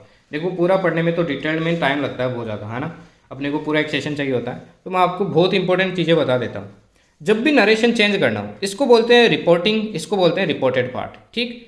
तो इन चीज़ों का ध्यान रखना है, इनको आपको चेंज करना है, पर्सन को चेंज करना है, टेंस को चेंज करना है, और चेंज अदर पार्ट्स होंगे, पार्ट्स ऑफ स्पीच होंगे, उनको भी चेंज करना है। जैसे देखो, he said to me I am ready, अब यहाँ पे आपका क्या है, जो भी यहाँ पे टेंस होगा ना वही टेंस आगे फॉलो होगा। मतलब ये पास्ट में है तो ये पास्ट में होगा, ये प्रेजेंट में तो वो वैसा ही रहेगा, और ये फ्यूचर में तो वो वैसा ही रहेगा। जैसे ही सैड टू मी, ठीक, ही सैड टू आपका किस में चेंज होगा, टोल्ड में चेंज हो जाएगा। हमेशा ध्यान रखना सैड टू किस में हो जाएगा, टोल्ड। ही टोल्ड मी, इस कोमा को हटाने के लिए क्या आएगा आपका, दैट आएगा। हमेशा क्या आएगा, दैट आएगा। हमेशा नहीं आएगा, मैं एक्सेप्शन बताऊंगा आपको, वरना दैट ही आएगा। अब आई है तो क्या होगा, चेंज ऑफ पर्सन होगा। अब ऐसे सेंटेंस जब भी होना तो हिंदी बनाया करो पहले, और सोचा करो किसकी बात की जा रही है। He said to me I am ready, किसी और की बात हो रही है ना। तो he said to me that, he की बात होगी ना, किसी तीसरे पर्सन की। ही एम है। अब देखो एक चीज़ ध्यान रखना आपका, मैं आगे बता दूंगा ये चीज़। एम है वो आपका किस में हो जाएगा, पास्ट में चेंज हो जाएगा। क्या आ जाएगा, ही वॉज हो जाएगा, ही वॉज रेडी। क्लियर है। अब देखो कुछ चीज़ें आपको ध्यान रखनी है कैसे चेंज होती है, ये बता देता हूँ। जैसे ये वॉज कैसे आया, से टू किस में चेंज होता है आपका, टेल में होता है। सेज टू किस में होता है, टेल्स में होता है। सेड टू किस में होता है, टोल्ड में होता है। अगर कोई, ये सिर्फ एजर्टी सेंटेंस में होता है। अगर यहीं पे कोई इंटरोगेटिव होता है तो आपका किस में चेंज हो जाएगा, आस्ट में हो जाएगा। अब देखो टेंस का कैसे चेंज होगा, ये इंपॉर्टेंट है, मोस्ट इंपॉर्टेंट चीज़ है। चेंज ऑफ टेंस कैसे होगा, अगर रिपोर्टिंग स्पीच, अभी मैंने बताया रिपोर्टिंग स्पीच क्या होता है, जो कोमा वाली, अगर प्रेजेंट या फ्यूचर में, then other tense don't change. अगर वो प्रेजेंट या फ्यूचर में तो आपके आगे वाला पार्ट चेंज ही नहीं होगा, कोई टेंस में चेंज नहीं होगा, टेंस में चेंज नहीं होगा बस, ठीक है। अगर ये पास्ट में, देन रिपोर्टेड स्पीच देखो कैसे चेंज होगी। अगर रिपोर्टेड स्पीच आपकी प्रेजेंट इंडेफिनेट में तो किस में होगी, past indefinite. Present continuous, past continuous में चेंज हो जाएगी। प्रेजेंट परफेक्ट, पास्ट परफेक्ट में। पास्ट इंडेफिनेट, अब देखो पास्ट इंडेफिनेट आ गया। प्रेजेंट इंडेफिनेट भी पास्ट इंडेफिनेट में होता है, और प्रेजेंट कंटिन्यूस, पास्ट कंटिन्यूस, मतलब सामने वाले एकदम। बट पास्ट इंडेफिनेट चेंज होगा आपका पास्ट परफेक्ट में, और पास्ट कंटिन्यूस किस में होगा, पास्ट परफेक्ट कंटिन्यूस में। ये दोनों बहुत इंपॉर्टेंट है, ध्यान रखना। ओके, अगर पास्ट परफेक्ट में है आपका, क्या है, पास्ट परफेक्ट में है तो कोई चेंज नहीं होगा, इसके बाद में कोई चेंज नहीं होता है, ठीक। कैन किस में चेंज होगा, कुड में, मे, माइट में, सेल, शुड में, ऐसे चेंज हो जाते हैं। और कुड हो अगर पहले से तो कुड ही रहेगा, शुड होगा तो शुड ही रहेगा, ठीक। जैसे आप कुछ क्वेश्चंस करते हैं और अच्छे से समझने के लिए। ओके, जैसे ये देखो, he said to me I shall write a letter, किस में है, पास्ट में। सेड टू किस में हो जाएगा, सेड टू किस में हो जाएगा, टोल्ड में। He told me. आई है, आई किस में हो जाएगा, पहले दैट आएगा ना, दैट, फिर क्या आएगा, ही आएगा। अब पास्ट में तो ये भी पास्ट में होगा। शैल किस में होगा, शुड में। ही शुड, राइट का क्या हो जाएगा, he should write a letter, क्योंकि ये ऑलरेडी पास्ट में चेंज हो चुका है, ठीक। नेक्स्ट देखो, he said to me I will be writing a letter, तो क्या हो जाएगा, इसका आंसर आप बताना मेरे को। इसका आंसर किसको बताना है, आपको बताना है। ओके, नेक्स्ट देखो, सेम ऊपर वाले की तरह होगा। Mohan said this is my book, तो क्या हो जाएगा, मोहन सैड आया ना सिर्फ, तो क्या रहेगा, सैड ही रहेगा। Mohan said that. अब दिस किस में चेंज हो जाएगा आपका, दैट में हो जाएगा। दिस हमेशा ध्यान रखना किस में होगा, दैट में होगा। दीज किस में होगा, दोज में होगा। हियर किस में होगा, देयर में। नाउ देन में। Thus, so, today, that day, tomorrow, the next day, yesterday, the previous day, next week, the following week. तो किस में हो जाएगा, Mohan said that, that was, is किस में चेंज हो जाएगा, वॉज इंडेफिनेट में होगा ना, वॉज। माई किस में चेंज हो जाएगा, हिज, उसकी बात हो रही है, हिज बुक, ठीक। अब कुछ होते हैं आपकी यूनिवर्सल ट्रूथ, उसमें कोई चेंज नहीं होगा। जैसे देखो, द गुरु सेड, गुरु जी ने क्या कहा है, गुरु sad that work is worship, ये आपका यूनिवर्सल ट्रूथ है तो यही आ जाएगा, वर्क इज वर्शिप। क्लियर। अब ये जो मैंने आपको साइड में वर्ड्स बताए ना, ये बहुत ज़्यादा इंपॉर्टेंट है। अब देखो यार, करना कैसे नरेशन को ना हमेशा एलिमिनेशन मेथड से करना। आपको वहाँ पे 4 ऑप्शन दिए होंगे, तो आपको एक एक चीज़ एलिमिनेट करनी है। पहले टेंस देखना, टेंस चेंज हुआ है या नहीं हुआ है, कि रूल जो मैंने ऊपर रूल बताया उसके हिसाब से हुआ है या नहीं हुआ है। नहीं हुआ है तो एलिमिनेट करके सोल्व कर लो। सेकंड, फिर आपको पर्सन चेक करने हैं, फिर आपको ऐसे वर्ड्स चेक करने हैं, ऐसे सोल्व करना है। ध्यान रखना जो मैंने अप्रोच बताई है, ठीक। अब नेक्स्ट देखो, अगर इंटरोगेटिव होता तो सैड टू किस में चेंज हो जाएगा, आस्क्ड या इंक्वायर्ड। जैसे he said to me are you student, क्या हो जाएगा, ही आस्क्ड मी, ही आस्क्ड मी। जब भी आर वाले वर्ड हो ना, WH वर्ड ना हो यहाँ पे, अगर WH वर्ड ना हो तो क्या यूज करेंगे, इफ या वेदर, इफ या फिर वेदर। अब मुझसे पूछा ना तो क्या आएगा, आई आएगा। वेदर आई एम आएगा, ये क्या आएगा, वो जाएगा ना, क्योंकि पास्ट है, आई वॉज ए स्टूडेंट, ठीक है। अगर WH वर्ड हो तो यहाँ पे दैट यूज नहीं होगा, ये बहुत इंपॉर्टेंट है। अगर यहाँ पे WH आ जाता ना, व्हाट इज योर नेम, तो यहाँ पे दैट यूज नहीं आएगा, इफ वेदर ये भी यूज नहीं होगा, दैट भी यूज नहीं होगा, डायरेक्टली होगा he asked me what was my name. Clear है? नेक्स्ट देखो, नेक्स्ट जैसे WH वाला, Vijay said to me what do you do, what do you want, तो क्या हो जाएगा, Vijay ask me what did I want, what did I want. कुछ बोलेंगे वांटेड आएगा, वांटेड नहीं आएगा भाई, डिड है ना, डिड के साथ वांट ही आएगा, ठीक है, ध्यान रखना है इसका, V1 यूज होता है इसके साथ। नेक्स्ट देखो, इंपेरेटिव सेंटेंस। इंपेरेटिव अगर आप किसी को ऑर्डर दे रहे हैं, रिक्वेस्ट कर रहे हैं, वार्निंग दे रही है, अर्ज कर रहे हैं, तो आपको यहाँ पे वर्ड्स में चेंज करना पड़ेगा। जैसे the inspector said to him call the witness, ये क्या है, ऑर्डर है ना, तो क्या हो जाएगा, द इंस्पेक्टर, ये कुछ वर्ड्स है important,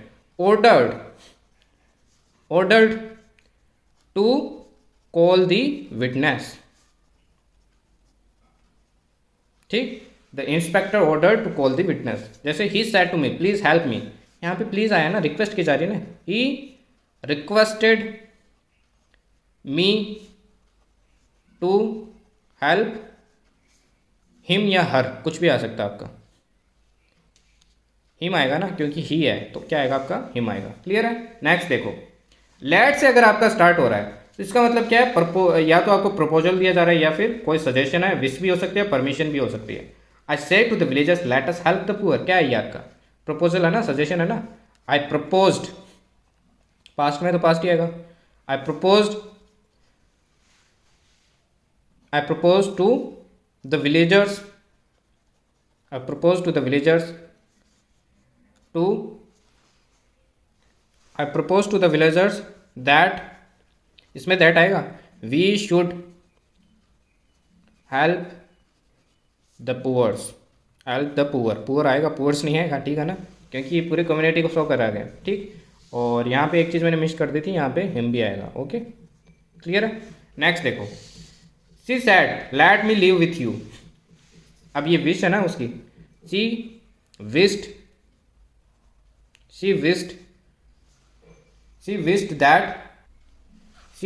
that she should live with him, या मी भी हो सकता है यहाँ पे, she should live with him, ठीक, क्योंकि यहाँ पे क्लियर नहीं है किसके बारे में बात की गई। ओके, नेक्स्ट देखो, एक्सक्लेमेटरी सेंटेंस होते हैं, एक्सक्लेम करते हैं, जैसे अलास वगैरह वर्ड यूज होते हैं। Priyanka said alas I am ruined, तो प्रियंका, अब देखो रूइंड हुए तो क्या हुआ, दुख की बात है ना। प्रियंका एक्सक्लेम्ड विथ सोरो, क्योंकि सोरो की बात है ना, तो सोरो, अगर जॉय होता तो जॉय लिखते, that she was ruined. Clear है? कोई दिक्कत नहीं है, समझ में आया? अब कोई दिक्कत बताओ, नरेशन में कोई दिक्कत? नेक्स्ट देखो, वॉइस से रिलेटेड, वॉइस यार सबसे इंपॉर्टेंट होता है, वॉइस का सबसे इंपॉर्टेंट रूल एक ही है, वो है never ever change the tense. बच्चे टेंस का चेंज कर देते हैं जैसे नरेशन में करते हैं, टेंस कभी चेंज नहीं होना चाहिए। जैसे आशीष अनुराग मेक्स ए नॉइज, प्रेजेंट में है ना तो प्रेजेंट में रहना चाहिए, ए नॉइज। अब यहाँ पे क्या कर देते हैं बच्चे, वॉज कर देते हैं, वॉज नहीं होगा, इज होगा, is made by Ashish Anurag. Clear है? Similarly he is writing a letter, किसमें है, प्रेजेंट कंटिन्यूस, तो ए लेटर इज ING, तो क्या आएगा हमेशा, बीइंग आएगा, बीइंग रिटन बाय हिम। ठीक है, तो ये इंपॉर्टेंट रूल है, ये ध्यान रखना, एलिमिनेशन में बहुत काम आते हैं, लग जाएंगे। ठीक है, नेक्स्ट देखो, अब नेक्स्ट अपन करने वाले हैं पैसेज। देखो यार, पैसेज को कैसे टैकल करना है वो देखो ध्यान से, है ना। इसके एक्चुअली मेरे को क्वेश्चन दूसरे पेज पे लिखने चाहिए थे, पर मैंने इसके पीछे लिख दिए गलती से, तो वो एक गलती हो गई थी। तो ध्यान से देखना इस पैसेज को, अपने को बार बार पैसेज चेंज करने पड़ेंगे।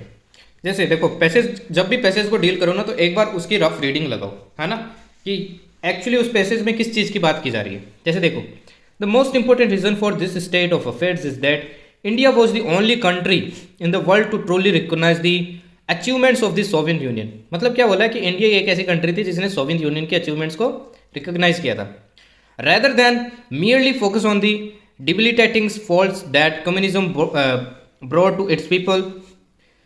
जबकि अपने ने सिर्फ उनकी निंदा नहीं की है, उनकी अपने ने अचीवमेंट्स को भी सराहा है। नेक्स्ट देखो, the people of India realise that the achievement of 100% literacy in a country much larger than its own and with similarly complicated ethnic and religious groupings.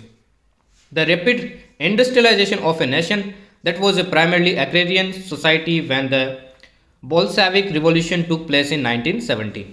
ठीक, the attendant revolutionary steps in science and technology, the accessibility of healthcare to the general population, and despite prohibition of the government of the time, the vast outpourings in literature, music, art, etc. are momentous and remarkable feats in any country. In contrast, all that the West focused, अब West ने देखो किस पे focus किया है, West focused on were the massive human right violations by the Soviet state on its people, the deliberate uprooting and mass migration of ethnic people from one part of the country to another in the name of industrialization, the end of religion. In short, all the tools of information were employed to condemn the idea of communism so much at variance with capitalist thinking. The difference with the Indian perception, I think here is that while the Indians reacted as negatively to what the Soviet government did to its people in the name of good governance, they took the pan not to condemn the people of that broad country in black and white terms. They understood that mingled in the shades of grey were grains of uniqueness. अब देखो, पहले India का positive पर्सपेक्ट दिया गया, फिर थोड़ा negative भी दिया गया है ना, तो मिक्स है. शेड्स ऑफ ग्रे का मतलब एक इडियम यूज किया गया जिसका मतलब यही होता है कि मिक्स थिंकिंग होना, नेगेटिव और पॉजिटिव दोनों होना. ओके, अब क्वेश्चन पे चलते हैं. अब देखो यार, एक चीज बताता हूँ पैसेज के रिगार्डिंग, ये चीजें आपको कोई नहीं बताता है. जब भी अपन पैसेज रीडिंग स्टार्ट करते हैं ना, कभी अपने को समझ आ जाता है, कभी नहीं समझ आता है, और अपन देखते हैं टाइमर की तरफ जनरली एफकेट में, और अपने को लगता है यार पढ़ रहे हैं पैसेज, पढ़ते जा रहे हैं. अपने से तो एक क्वेश्चन नहीं अटेम्प्ट किया है, 2-3 मिनट तो इसी में चले गए. यार देखो, टाइम जाएंगे, आपको पेशेंस रखना पड़ेगा. जट से अगले 4-5 क्वेश्चन हो जाएंगे तो टाइम तो उसमें जाएगा, ऑब्वियस सी बात है, तो घबराना नहीं है. दूसरा तरीका आप क्या कर सकते हो, डायरेक्ट क्वेश्चन पे जाओ. ये मैं भी अप्लाई करता हूँ, मैं डायरेक्ट पहले क्वेश्चन पे चले जाता हूँ, है ना.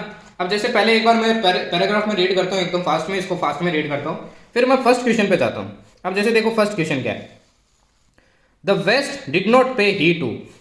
वेस्ट ने किस पे फोकस नहीं किया, देखो पहला deliberate uprooting of the ethnic people, इसको तो किया था. देखो कहाँ पे किया था, डायरेक्ट ऐसे ही वर्ड्स ढूंढ लो, कभी कभी वर्ड्स भी मिल जाते हैं, है ना. अपने ने यही पढ़ा था, the deliberate uprooting and mass migration of ethnic people from one part of the country to another in the name of industrialisation, the end of religion. तो इन चीज़ों पे फोकस किया था, तो इस पे तो किया था, ये तो नहीं होगा. मास माइग्रेशन इस पे भी किया था, है ना. Massive human rights violation bye USSR on it's people, इस पे भी किया था, है ना. ये तीनों पॉइंट लिखे हुए वहाँ पे. But rapid growth of nuclear weapon कहीं पे मैंशन ही नहीं है, तो यही तो आंसर होगा भाई. तो ऐसे टैकल करो यार पैसेज को, है ना.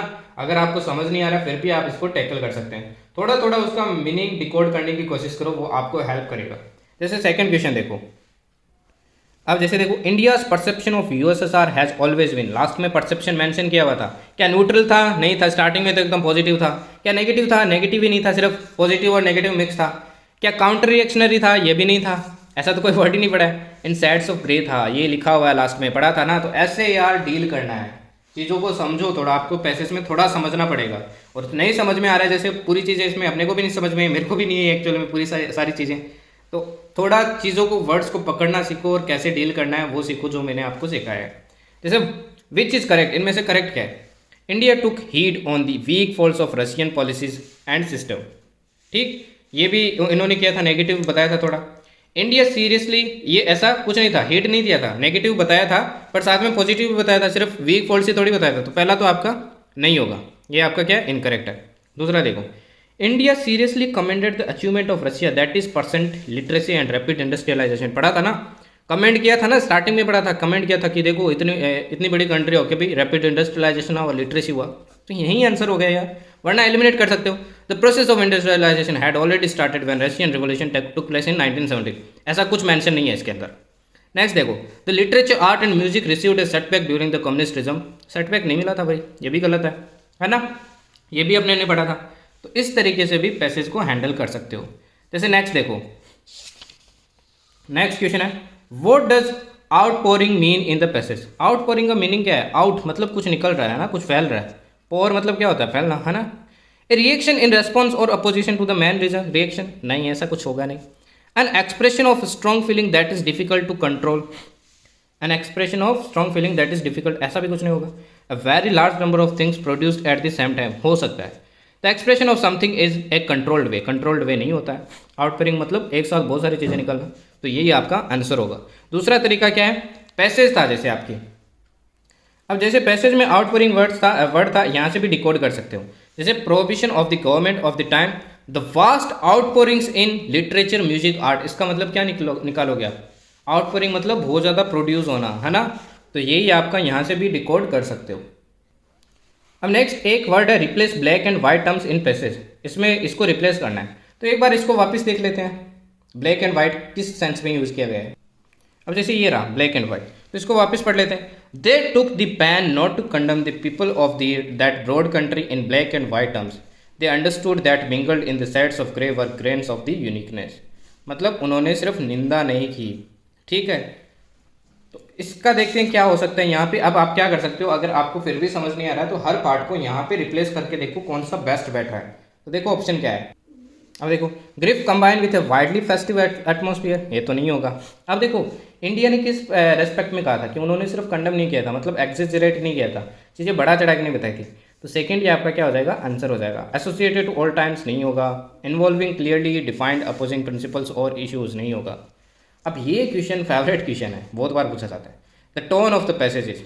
अब देखो क्या बताया जा रहा था इसमें आपने बताया जा रहा था ना कि इंडिया की क्या सोच है, कहाँ पॉजिटिव है क्या नेगेटिव है, रशिया की आपकी यूएसए के रशिया के लिए क्या सोच है, तो ये एक तरीके की क्या है आपकी एनालिसिस ही तो है, थॉट प्रोवोकिंग थोड़ी है। थॉट प्रोवोकिंग क्या होता है, आपको सोचने के लिए मजबूर कर दे, ऐसा तो कुछ नहीं था, है ना, तो ये तो होगा नहीं। डेस्क्रिप्टिव क्या होगा, जब भी डेस्क्रिप्टिव होगा ना आपको फैक्ट्स एंड फिगर्स दी जाएगी, क्या दी जाएगी, फैक्ट्स एंड फिगर्स, ऐसी कुछ दी भी नहीं है तो ये भी नहीं होगा, राइट। और पैराडॉक्सिकल भी आपका ये नहीं है, ठीक है। पैराडॉक्सिकल मतलब आपका लाइक सपोज नेगेटिव भी बताया जाए, एक ही मतलब ऐसा मान लो कि कॉन्ट्ररी बताया जाए, पहले वो बात सही बताई जाए फिर उसी का कॉन्ट्ररी आपको बताया जाए, उसको बोलते हैं पैराडॉक्सिकल, ठीक है। तो ये क्या हो जाएगा आपका एनालिटिकल हो जाएगा। आई होप अब आप पैसेज ध्यान से करके आओगे, उसको 2 बार रीड करना, फिर डायरेक्ट क्वेश्चन से भी कर सकते हो, फिर क्वेश्चन से डिकोड करने की कोशिश करना, वर्ड्स ढूंढना, फिर वहाँ से मीनिंग निकालने की कोशिश करना, डायरेक्ट ऐसे टिक मत कर देना कि ये वर्ड्स आ गए हैं तो इसको टिक कर दिया। ओके नेक्स्ट देखो, अब देखो यार आपकी बात करते हैं PQRS की। यार PQRS में ना मल्टीपल मेथड्स लगते हैं। पहला तो है मीनिंग डिकोड करना, देखो कोई अपोजिट में वर्ड्स यूज हो रहे हैं क्या, जैसे देखो in spite of an unprecedented boom in the market, in spite मतलब ये चीज़ होने के बावजूद भी, मतलब इसका कुछ उल्टा हुआ होगा फिर, है ना, तभी इंस्पाइट वर्ड यूज किया गया, क्या हो सकता है।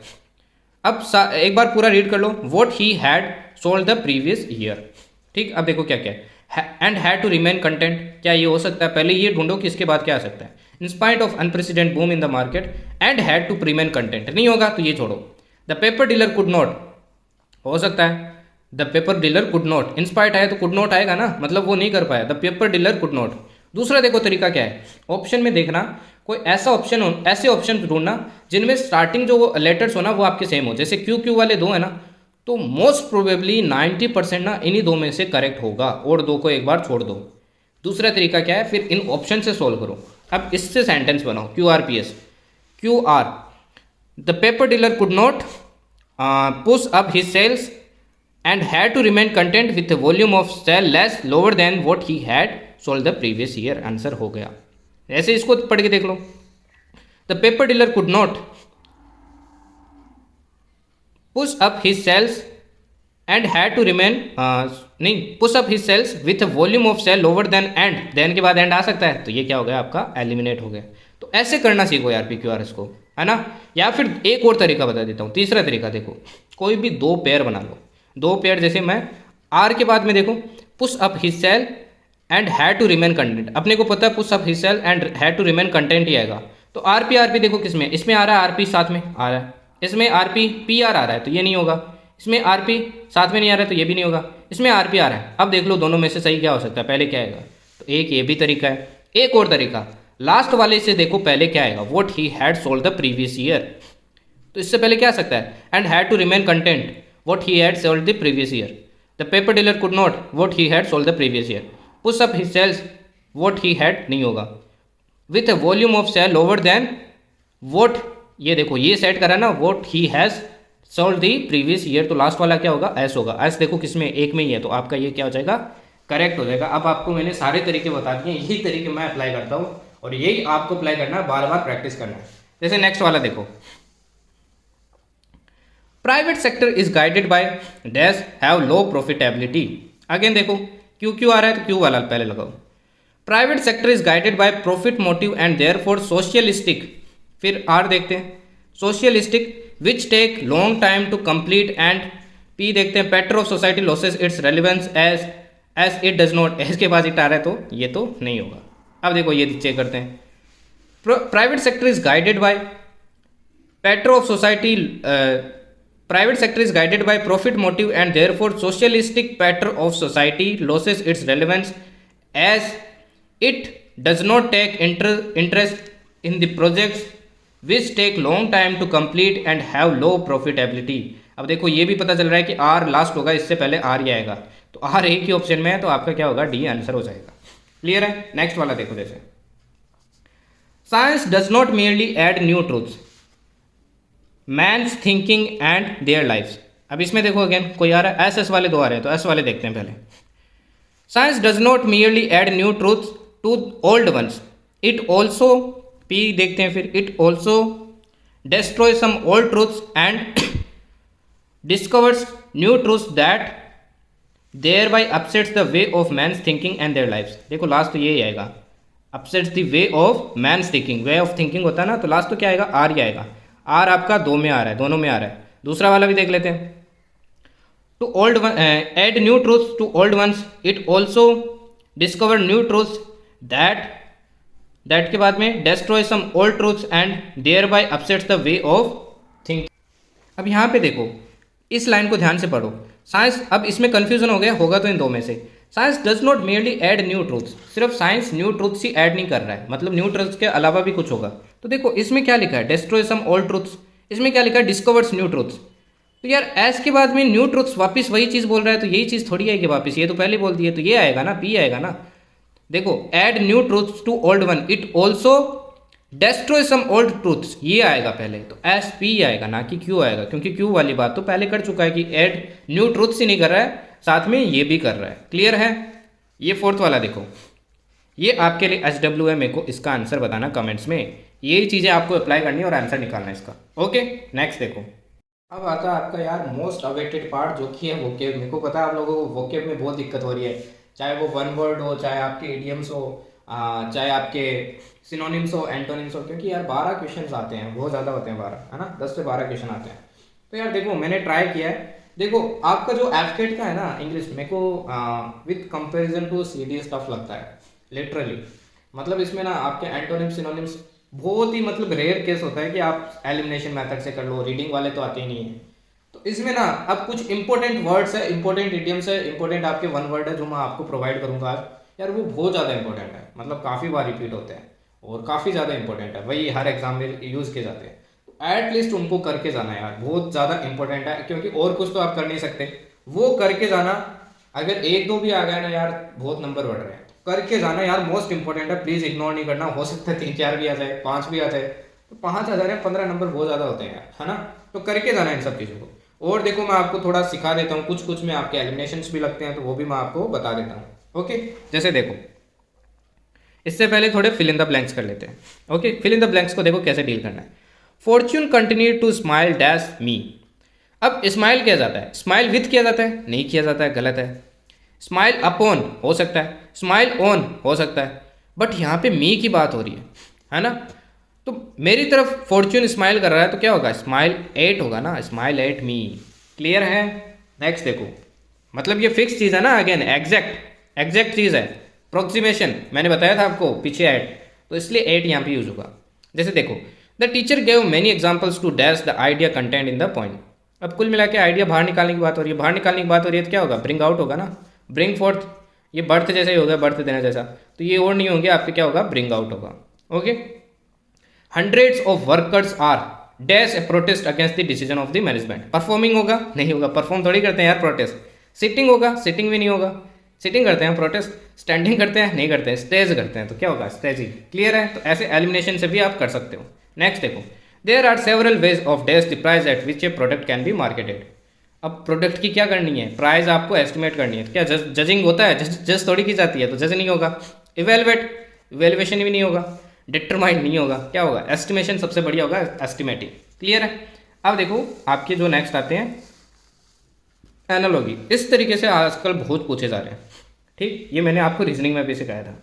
जैसे प्रोमिस और फुलफिल के साथ जो रिलेशन है वैसे अगले दो वर्ड्स का रिलेशन होना चाहिए। तो प्रोमिस और फुलफिल, प्रोमिस क्या किया जाता है, फुलफिल किया जाता है, तो ऑलमोस्ट सिनोनिम है। तो अपने को दो सिनोनिम और ढूंढने, पॉन रिडीम, नहीं पता है ना छोड़ दो, नहीं पता है छोड़ दो। प्लेस पता है ना, प्लेस डिनाई, एक दूसरे के अपोजिट है, तो अपोजिट तो फाइंड करना नहीं है। प्रिजनर रिलीज, प्रिजनर मतलब किसी को गिरफ्तार करना, अब जो गिरफ्तार हो चुका है, और रिलीज मतलब छोड़ना, तो ये भी अपोजिट है, नहीं हो सकता। लो एनफोर्स, लो को तो लागू किया जाता है, एनफोर्स किया जाता है, तो ये सिनोनिम जैसा है, तो ये क्या हो गया आपका करेक्ट आंसर हो गया। देखो इसकी जरूरत ही नहीं पड़ी। जैसे देखो हीट, हीट मतलब क्या होता है, इंपॉर्टेंस देना, इग्नोर, अपोजिट है एक दूसरे के। पेसिफाई और इनसाइट दोनों एक ही चीज़ है भाई, अपोजिट चीज़ है एक दूसरे की। पेसिफाई मतलब किसी को शांत करना, इनसाइट करना किसी को मतलब कह सकते हैं कि किसी को अपन प्रेरित करना कि भाई लड़ाई करने के लिए, कुल मिला के अशांत करना उसको, ये बोल सकते हैं अपन इनसाइट के लिए। ओके, सरमाउंट और कॉन्कर ये आपकी सिनोनिम जैसे ही है, नहीं पता है तो छोड़ दो। एले तो पता होगा, डिस्पेल, एले आपका एनिमी जैसे ही हो गया है। ठीक, कॉन्फ्लिक्ट और डिस्कॉर्ड अगेन आपके क्या है, सिनोनिम है, तो एलिमिनेशन से भी भाई कर सकते हो। ठीक है, नेक्स्ट जैसे देखो एस्केप, एब्सकॉन्ड, दोनों सिनोनिम है ना। एब्सकॉन्ड तो पता होगा, न्यूज़ में काफ़ी बार आता है, he is absconding from this time. Freedom, individuality, नहीं आता है छोड़ दो, इंडिविजुअलिटी क्या होगा। एक्सल्ट, लेमेंट, अब कुछ ऐसे वर्ड आ जाते हैं, एक्सल्ट और लेमेंट दोनों के मीनिंग पता नहीं है ना, तो एक बार छोड़ दो इसको भी। वीकन और सबमिशन, ये भी दोनों एक दूसरे के कुछ अपोजिट जैसे। एंडलेस और एटर्नल, एंडलेस ही तो एटर्नल होता है, एटर्नल मतलब जो कभी खत्म नहीं होता, एंडलेस भी वही होता है, तो ये दोनों सिनोनिम है। तो यार यहाँ से भी अपन डायरेक्ट ऐसे गेस वर्क कर सकते हैं इस चीज़ में, क्योंकि अपने को और के मीनिंग नहीं पता है, पर गेस वर्क कर सकते हैं, है ना। तो यार ऐसे क्वेश्चंस में अपन रिस्क ले सकते हैं। ठीक, अब जैसे सिनोनिम्स देखो, पहला एपैथेटिक। ठीक, इसका क्या हो सकता है, पैथेटिक मतलब होता है नो इंटरेस्ट। अब देखो यहाँ डायरेक्ट ही आ जाता है, अपन कर नहीं पाते हैं।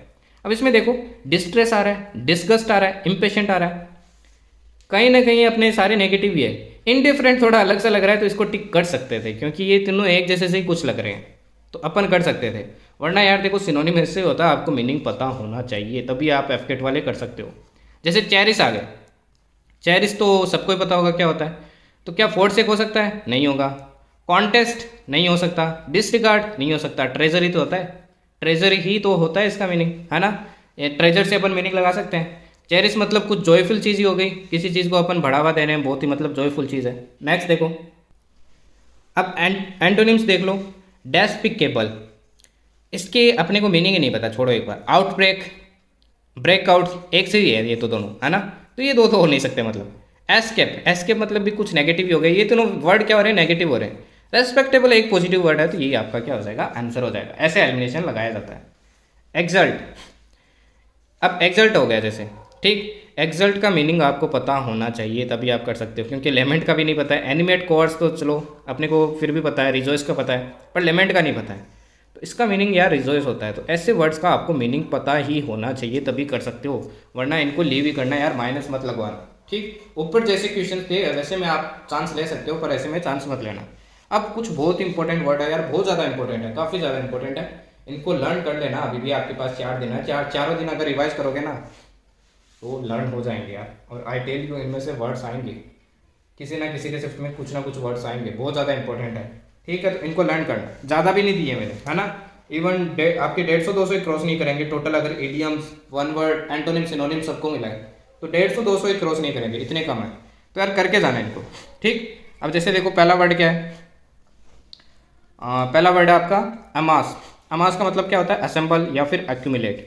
ठीक, दूसरा है एक्रीमोनियस, मतलब कुछ कटु वचन कहता है ना, कटु मतलब किसी को कुछ ऐसे शब्द कहते हैं ना जिससे उसको गुस्सा आ जाए। ठीक, तो इसके क्या क्या हो सकते हैं, एक्रिड, बीटर, एम्बिटर्ड, हार्ड। ये जो मैंने वर्ड सामने लिखे ना, ये भी बहुत इंपॉर्टेंट है। जैसे रिसेंटफुल है, ये काफ़ी बार यूज होता है, तो ऑप्शन में आपको ये रिसेंटफुल दे देगा, ऑप्शन में दे देगा एक्रीमोनियस, तो आपको पता होना चाहिए यार। ये सामने वाले वर्ड्स भी ध्यान रखना, शोर हो गया, जैसे रेन कोरस हो गया, रिसेंटफुल हो गया। एनोमेली क्या हो गया, uncertain, irregular. Aptitude, talent, fitness, gift, skill, ability. अब ये चीज़ें तो यार आपको पढ़नी पड़ेगी, लर्न करनी पड़ेगी, कोई सॉल्यूशन नहीं है। एम्बिगुअस, काफ़ी वर्ड यूज होता है बहुत ज़्यादा। कंफ्यूज, इक्विवोकल, एम्बिवेलेंट, ठीक। Abjure, give up, desert, abandon, avoid, disclaim, eschew, ठीक। ऐसे ही आपका एनालॉगी आगे। फिर आपका क्या है, एब्जोल्व है। एनालॉगी का देख लो, equality, similarity, parity, parallelism, affinity. Absolve, discharge, acquit, exonerate, vindicate, exculpate. ये सारे वर्ड्स बहुत ज़्यादा इंपॉर्टेंट है, बहुत ज़्यादा इंपॉर्टेंट, ध्यान रखना भाई, मेरे वर्ड्स मार्क कर लेना चाहिए, बहुत ज़्यादा इंपॉर्टेंट है। एफ्रे, ब्रोल, ठीक, दंगा। अमलगमेट, ये क्या हो जाएगा, combine, merge, unite, integrate, fuse, consolidate, mingle. अगर किसी का प्रोनाउंसिएशन में गलत कर रहा हूँ तो भाई माफ़ कर देना, ठीक है, क्योंकि मैं भी चीज़ें सीख ही रहा हूँ, है ना, मैं ज्ञान का भंडार नहीं हूँ कोई। नेक्स्ट देखो, अप्राइज, इन्फॉर्म और टू टेल समवन, ठीक। Arduous, difficult, laborious, strenuous, vigorous, back breaking, stiff, herculean, onerous और gruelling. Apprehend, arrest, catch, capture, seize, perceive, realise, grasp, comprehend. Blatant, bad behaviour, done openly and assembly, ये assembly है, ठीक, अनअसेंबली है ये, अनअसेंबली, N हटा दो यार, एन हटा दो, इसमें असेंबली है, ठीक है, ओपनली एंड अनअसेंबली, हाँ अनअसेंबली होगा ये, बिना कोई शर्म के, ठीक।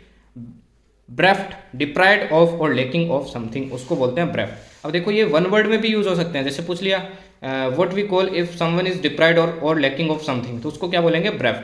तो वन वर्ड में यही सब कुछ पूछा जाता है, कोई अलग नहीं होता है। नेक्स्ट देखो, जैसे bleak, bleak, dull, cheerless, desolate, wild, exposed, blank, disheartening, melancholy, इसको देख लेना यार क्या कहते हैं, मेलनचोली कहते हैं, क्या कहते हैं। Bestow, afford, confer, donate, give. Breach, breach तो सबको पता होगा। कॉन्ट्रावेंशन, इन्फ्रैक्शन, इन्फ्रिजमेंट और ट्रांसग्रेशन, ट्रेसपास, ठीक, मतलब ब्रीच मतलब कोई रूल तोड़ना, ठीक है। Bizarre, strange, peculiar, odd, off beat, unconventional. Blasphemous काफ़ी यूज होता है वर्ड, अगर कोई चीज़ भगवान के खिलाफ या रिलीजन के खिलाफ लिखी जाती है ना, उसको ब्लास्फेमस कहते हैं।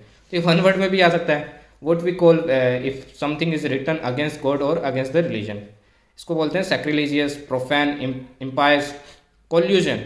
कॉन्स्पिरेसी, कॉन्निवेंस, कॉम्प्लिसिटी, किसी के खिलाफ कोई वो कहते हैं ना रणनीति बनाना, खराब रणनीति नहीं बोलेंगे उसको, कुछ और बोलेंगे। अगर अपन किसी के खिलाफ कोई एविल प्लान करते हैं ना, उसको बोलते हैं कॉन्स्पिरेसी, ठीक। नेक्स्ट देखो, जैसे कंटीजेंसी, कंटीजेंसी फंड पड़ा है ना पॉलिटी में, वही कंटीजेंसी है, मतलब फ्यूचर इमरजेंसी होता है इसका मतलब। Eventuality, possibility, incident, happening, occurrence, accident.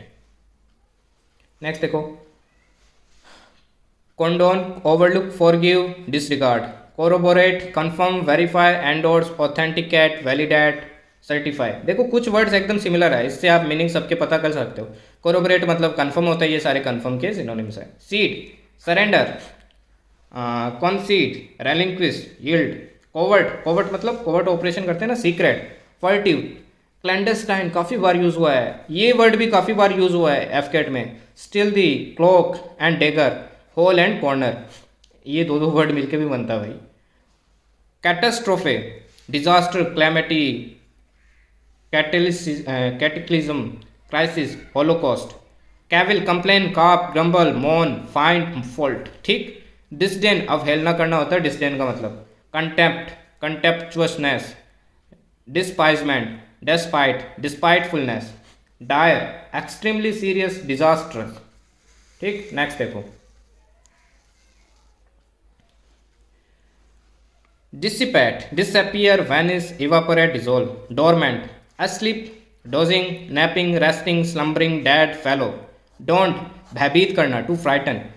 Altruistic, action toward the benefit of others. अब बोलते हैं कि what we call the people who work for the benefit of others, उनको बोलते हैं altruist. Ambidextrous, skillful, dexterous, और इसका एक ड्रॉइट भी होता है। नेक्स्ट देखो, अब ये वन वर्ड में भी यूज होंगे आपके, उसमें भी आ सकता है। Misanthrope, who hate mankind, mankind को जो हैट करता है उसको बोलते हैं misanthrope. Anthropology, Study of development of human race. Philanthropist, one who loves mankind. Misogynist, who hates women. Polygamy, many marriages. Ascetic, austerity, simplicity या फिर monk की जो लाइफ जीता ना उसको बोलते हैं. Psychopath, criminal, antisocial, senile, science of old age. Autopsy, postmortem को कहते हैं. Entomology, study of insects. Epitome, a good example of. Philander, extra marital relation होता है ना उसको बोलते हैं philander. Bibliophile, जो किताबों से प्यार करता है उसको बोलते हैं. Semanticist, who study about words and relationship between languages. Consummate, highest point of perfection. Incorrigible, beyond correction. Inveterate, deeply habituated, किसी से deeply habituated होता है ना उसको बोलते हैं. Veteran, experienced. Omniscient, possessed infinite knowledge. Prescient, prediction, जो prediction कर सकता है. Nescient, जो ignorant होता है. Glib, slippery. Egregious, outstandingly bad, vicious. Gregarious, extrovert, जो एक्सट्रोवर्ट होता है ना बाहर निकलता है, मतलब सोशल होता है जो. Titillate, which excites us. Adulation, flattery, phone upon, जो फ्लैटरी करता है ना ऐसे लोग से हमेशा बचना चाहिए. एडुलेशन वाले जो आपकी तारीफ करते हैं, आपको ऊपर चढ़ाए रखते हैं, चने के झाड़ पे चढ़ाए रखते हैं. डेट्रीमेंटल, डेंजरस, हैजार्डस, काफ़ी इंपॉर्टेंट है. डेट्रीमेंटल काफ़ी बार आया है. Fidelity, faithfulness. प्लेसिड, काफ़ी बार आया है. काम. टेसिटर्न भी आया है, silent. Garrulous, talk constantly. Somniferous, sleep inducing. Soporific, sleep inducing. Banal, unoriginal. Martinet, demand the strict conformity to rules. Dilettante, superficial. Chauvinist, one who exaggerated patriotism. Patricide, killing of one's father. Matricide, killing of mother. One's mother. Suicide, killing of self. Patricide, killing of one's brother. Sororicide, killing of one sister. Homicide, human beings को मारने वाला. Regicide, king को मारने वाला. Next है उक्सोरिसाइड, आपके wife को मारने वाला. मेरिटिसाइड, हस्बैंड को. इन्फेंटिसाइड, न्यूबॉर्न चाइल्ड को. जिनोसाइड, वोल रेस या नेशन को मारने वाला. पैरिसाइड, बोथ पेरेंट्स या फिर किसी एक को मारने वाला. रिकेलिया क्या होता है? डिकोरेशन होता है. Theology, study of God and religion. Illicit, not permitted. Convivial, sociable, extrovert. Vivacious, full of the joy of living. Gourmet, connoisseur of good food. Glutton, greedy. Ingenuous, frank and open. और gullible, easily tricked, जिसको easily trick कर सकते हैं. Conspicuous, easily seen और looked at. Magnanimous, large mind, kind. फिर आपका आता है एनिमस, हॉस्टिलिटी या फिर इल विल. स्टोइकल क्या होता है? बियर देयर पैन और सोरो without complaint. Penury, poverty, destitution भी इसका एक सिनोनिम होता है. इंडिजेंट भी पुअर होता है. एफ्लुएंस आपका रिच और इसका एक सिनोनिम होता है ऑप्युलेंस. एफिमिरल क्या होता है? शॉर्ट लिव्ड होता है. तो ये तो थे टोटल 100 वर्ड्स. अब आपको यार मैं कुछ और वर्ड्स प्रोवाइड करवा रहा हूँ. देखो स्क्रीन पे दिख रहा होगा आपको. तो ये कुछ और वर्ड्स हैं, इनको देख लेना, ये बहुत ज़्यादा इंपॉर्टेंट है. और इडियम्स भी प्रोवाइड करवा रहा हूँ. ये इडियम्स भी बहुत ज़्यादा इंपॉर्टेंट है, काफ़ी ज़्यादा इंपॉर्टेंट है. देखो एक्स्ट्रा नहीं दिया मैंने आपको, 150 भी नहीं दिए हैं. तो यार इनको करके जाना प्लीज़ यार, इनको करके जाना. इनके स्क्रीनशॉट ले लेना, इनको बार बार रिवाइज करना, बहुत ही ज़्यादा इंपॉर्टेंट है. इसकी PDF मैं आपको प्रोवाइड करवा दूंगा कल तक. तो मैंने हर चीज़ आपको सिखाने की कोशिश की है इस एक वीडियो से. तो यार देखो सारी चीज़ें एकदम बेसिक से सीखने के लिए तो सीधी सी बात है यार, टाइम लगता है ना, 1-2 महीने का टाइम लगता है. बट मैंने ट्राई किया आपको लास्ट में एक बूस्ट मिल जाए ताकि आप मैक्सिमम क्वेश्चंस अटेम्प्ट कर सकें और मैक्सिमम उससे गेन कर सकें. आपको YT पे सब चीज़ की एक क्लास मिल जाएगी, चाहे मैथ्स हो चाहे रीजनिंग हो. पर आपको ऐसी क्लास नहीं मिलेगी कि इंग्लिश की एक क्लास हो एक पेपर की.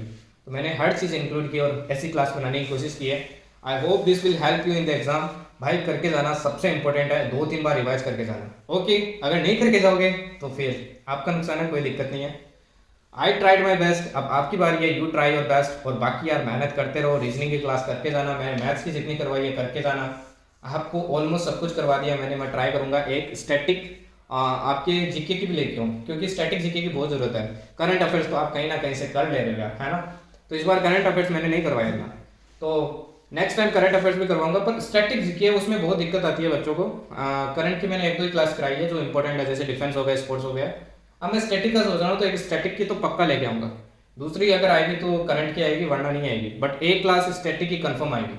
तो यार मेहनत करते रहो, प्रैक्टिस करते रहो. सिर्फ PY की प्रैक्टिस करनी है. सबके यार 100 से 200 हो रहे हैं. आप भी कोशिश करो और मेहनत करते रहो. एंड डे तक आपको मेहनत करनी है.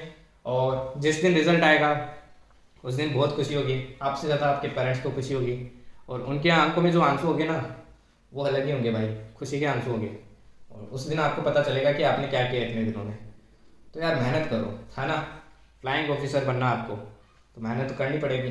फ्लाइंग ऑफिसर जैसी क्वालिटी लेके हो, अच्छे इंसान बनो लाइफ में। ओके, बाकी मेहनत करते रहो। I am there for you. Thank you. जय हिंद।